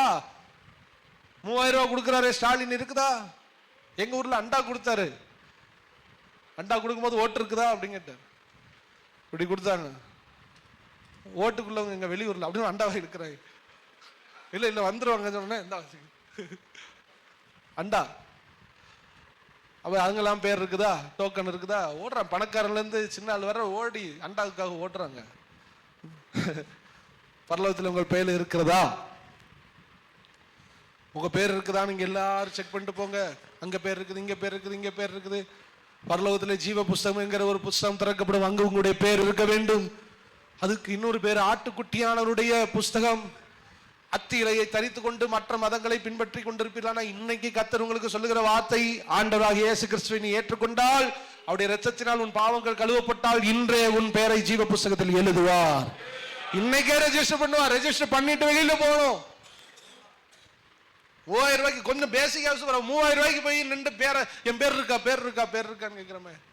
பரலோகத்துக்காக உனக்கு தங்குறத வீதிகளையும் ஆசீர்வாதங்களையும் வச்சு உன் பேரை எழுதி வைக்கும்படி கர்த்தர் ஆசையா இருக்கிறார். எழுதப்பட்ட விசுவாசியே, உன்னுடைய பேர் கிறுக்கப்படாமல் இருக்க நீ எவ்வளவு முயற்சி செய்து கொண்டே இருக்க வேண்டும். 2 விஷயம் நடக்குது. வஸ்திரம் மங்க மங்க பேருக்கு பேனா எடுத்துருவார். வஸ்திரம் மங்குதா, பேனா பாக்கெட்ல இருந்து உருவிடுவார். இப்ப என் ட்ரெஸ் மங்குதுன்னா உருவிடுவார். இன்னும் மங்குதா டிக்குன்னு அமுக்க ஆரம்பிச்சிடுவார். இன்னும் மங்குதா கை வச்சிருவார். அதுக்குள்ள மனம் திரும்பிடணும். இல்லைன்னா சரசனை கிறுக்கி தூக்கி எறிஞ்சிடுவார். உன் வஸ்திரம் அதாவது வஸ்திரம் கரைபடாத சிலர் உண்டு, அவருடைய பெயர்கள் ஜீவ புஸ்தகத்தில் இருக்கிறது. அப்படியானால் வஸ்திரம் கரைபட்டவர்கள் ஜீவ புஸ்தகத்தில் பெயர் நீக்கப்பட்டு போகும். அங்கு தீட்டுள்ளதும் அசுத்தம் உள்ளதும் அங்கே தேவனுடைய ராஜ்யத்தில் பிரவேசிப்பது. அங்கே எல்லாரும் வஸ்திரம் தரித்தவர்களாய், மெல்லிய வஸ்திரம் தரித்தவர்களாய் நிற்பால். அது பரிசுத்தவான்களுடைய நீதிகளே. அல்லேலூயா. இந்த நாளில் உங்களுடைய வஸ்திரத்தை கர்த்தர் வெண்மையாய் மாற்றுவாராக. அத்தியிலை வஸ்திரம் தரித்தவர்கள் இந்த நாளிலிருந்து உங்களை சார்ந்து வாழக்கூடாது. அது எல்லாம் அத்தியிலை. தேவனை சார்ந்து வாழுங்க. அதுவே தேவன் கொடுக்கிற வஸ்திரம். தேவனை சார்ந்திராதவன் அத்திலையை தரித்துக் கொண்டிருக்கிறான். அது வாடி போகும், அது எரிந்து போகும். இந்த நாளிலிருந்து உங்க குடும்பங்களிலே தேவனை சார்ந்து இருக்கிற ஒரு வாழ்க்கையை கர்த்தர் உங்களுக்கு தருவாராக. ஒரு வேலை காரியமா தேவனை சார்ந்திருக்க, திருமண காரியமா வேலையை ஆண்டவரை சார்ந்திருக்க, எல்லா விஷயத்திலும் தேவனை சார்ந்திருக்க. தேவன் உன் தேவைகளை சந்திப்பார். உங்க குடும்பத்துடைய காரியங்களை அவர் சந்திப்பார். எனக்கு காசு இல்ல, பணம் இல்லை, என் தேவைகள்லாம் இப்படி நிக்குதியா, நான் என்ன செய்வேன்? ஆண்டவரை நீங்க நினைச்சு பாருங்க. அவர் உங்கள் வாழ்க்கையை சந்திப்பார். அவர் உன் தேவைகளை சந்திப்பார். யெகோவா ஈரே, அவர் நம்முடைய எல்லா காரியத்தையும் சந்திப்பார். பர்வதத்திலே நமக்காக சந்திக்கப்படும். எல்லா ஆசீர்வாதம் என்னை விட்டு போயிட்டு பிடுங்கிட்டாங்கன்னு சொல்லாதீங்க. தேவன் உனக்காக ஒரு மெல்லிய வஸ்திரத்தை வைத்திருக்கிறார். அதை ஒருவனும் பிடுங்க முடியாது. ஒருவனும் கையிலிருந்து பறிக்க முடியாது. தேவ பிள்ளைகள் வெட்கப்பட்டு போவதில்லை என்கிறது தான் யோசேப்புக்கு கொடுக்கப்பட்ட மெல்லிய வஸ்திரத்தின் அடையாளம். என்னை தேடுகிற பிள்ளைகள், எனக்கு காத்திருக்கிறவர்கள், என் முகத்தை பார்க்கிறவர்கள் ஒருபோதும் வெட்கப்பட்டு போவதில்லை. கர்த்தர் அவர்கள் தலையை உயர்த்த உண்மையுள்ளவராக இருக்கிறார். மாற்று வஸ்திரம் தரிச்சு யாரும் உள்ள வர முடியாதுன்னு சொல்லி வஸ்திரம் வெந்தவர்கள், வஸ்திரம் அசூசிப்படுத்தவர்கள், வாசனை இல்லாத வஸ்திரம் தரித்தவர்கள் என்று நாம் பார்த்தோம். பரலோகத்துக்கு போகும்போது உலக வஸ்திரம் உங்க இருக்கக்கூடாது. பரலோக சாயலிலே நாம் நிற்போமானால் பரலோகம் நமக்காக திறக்கப்படும்.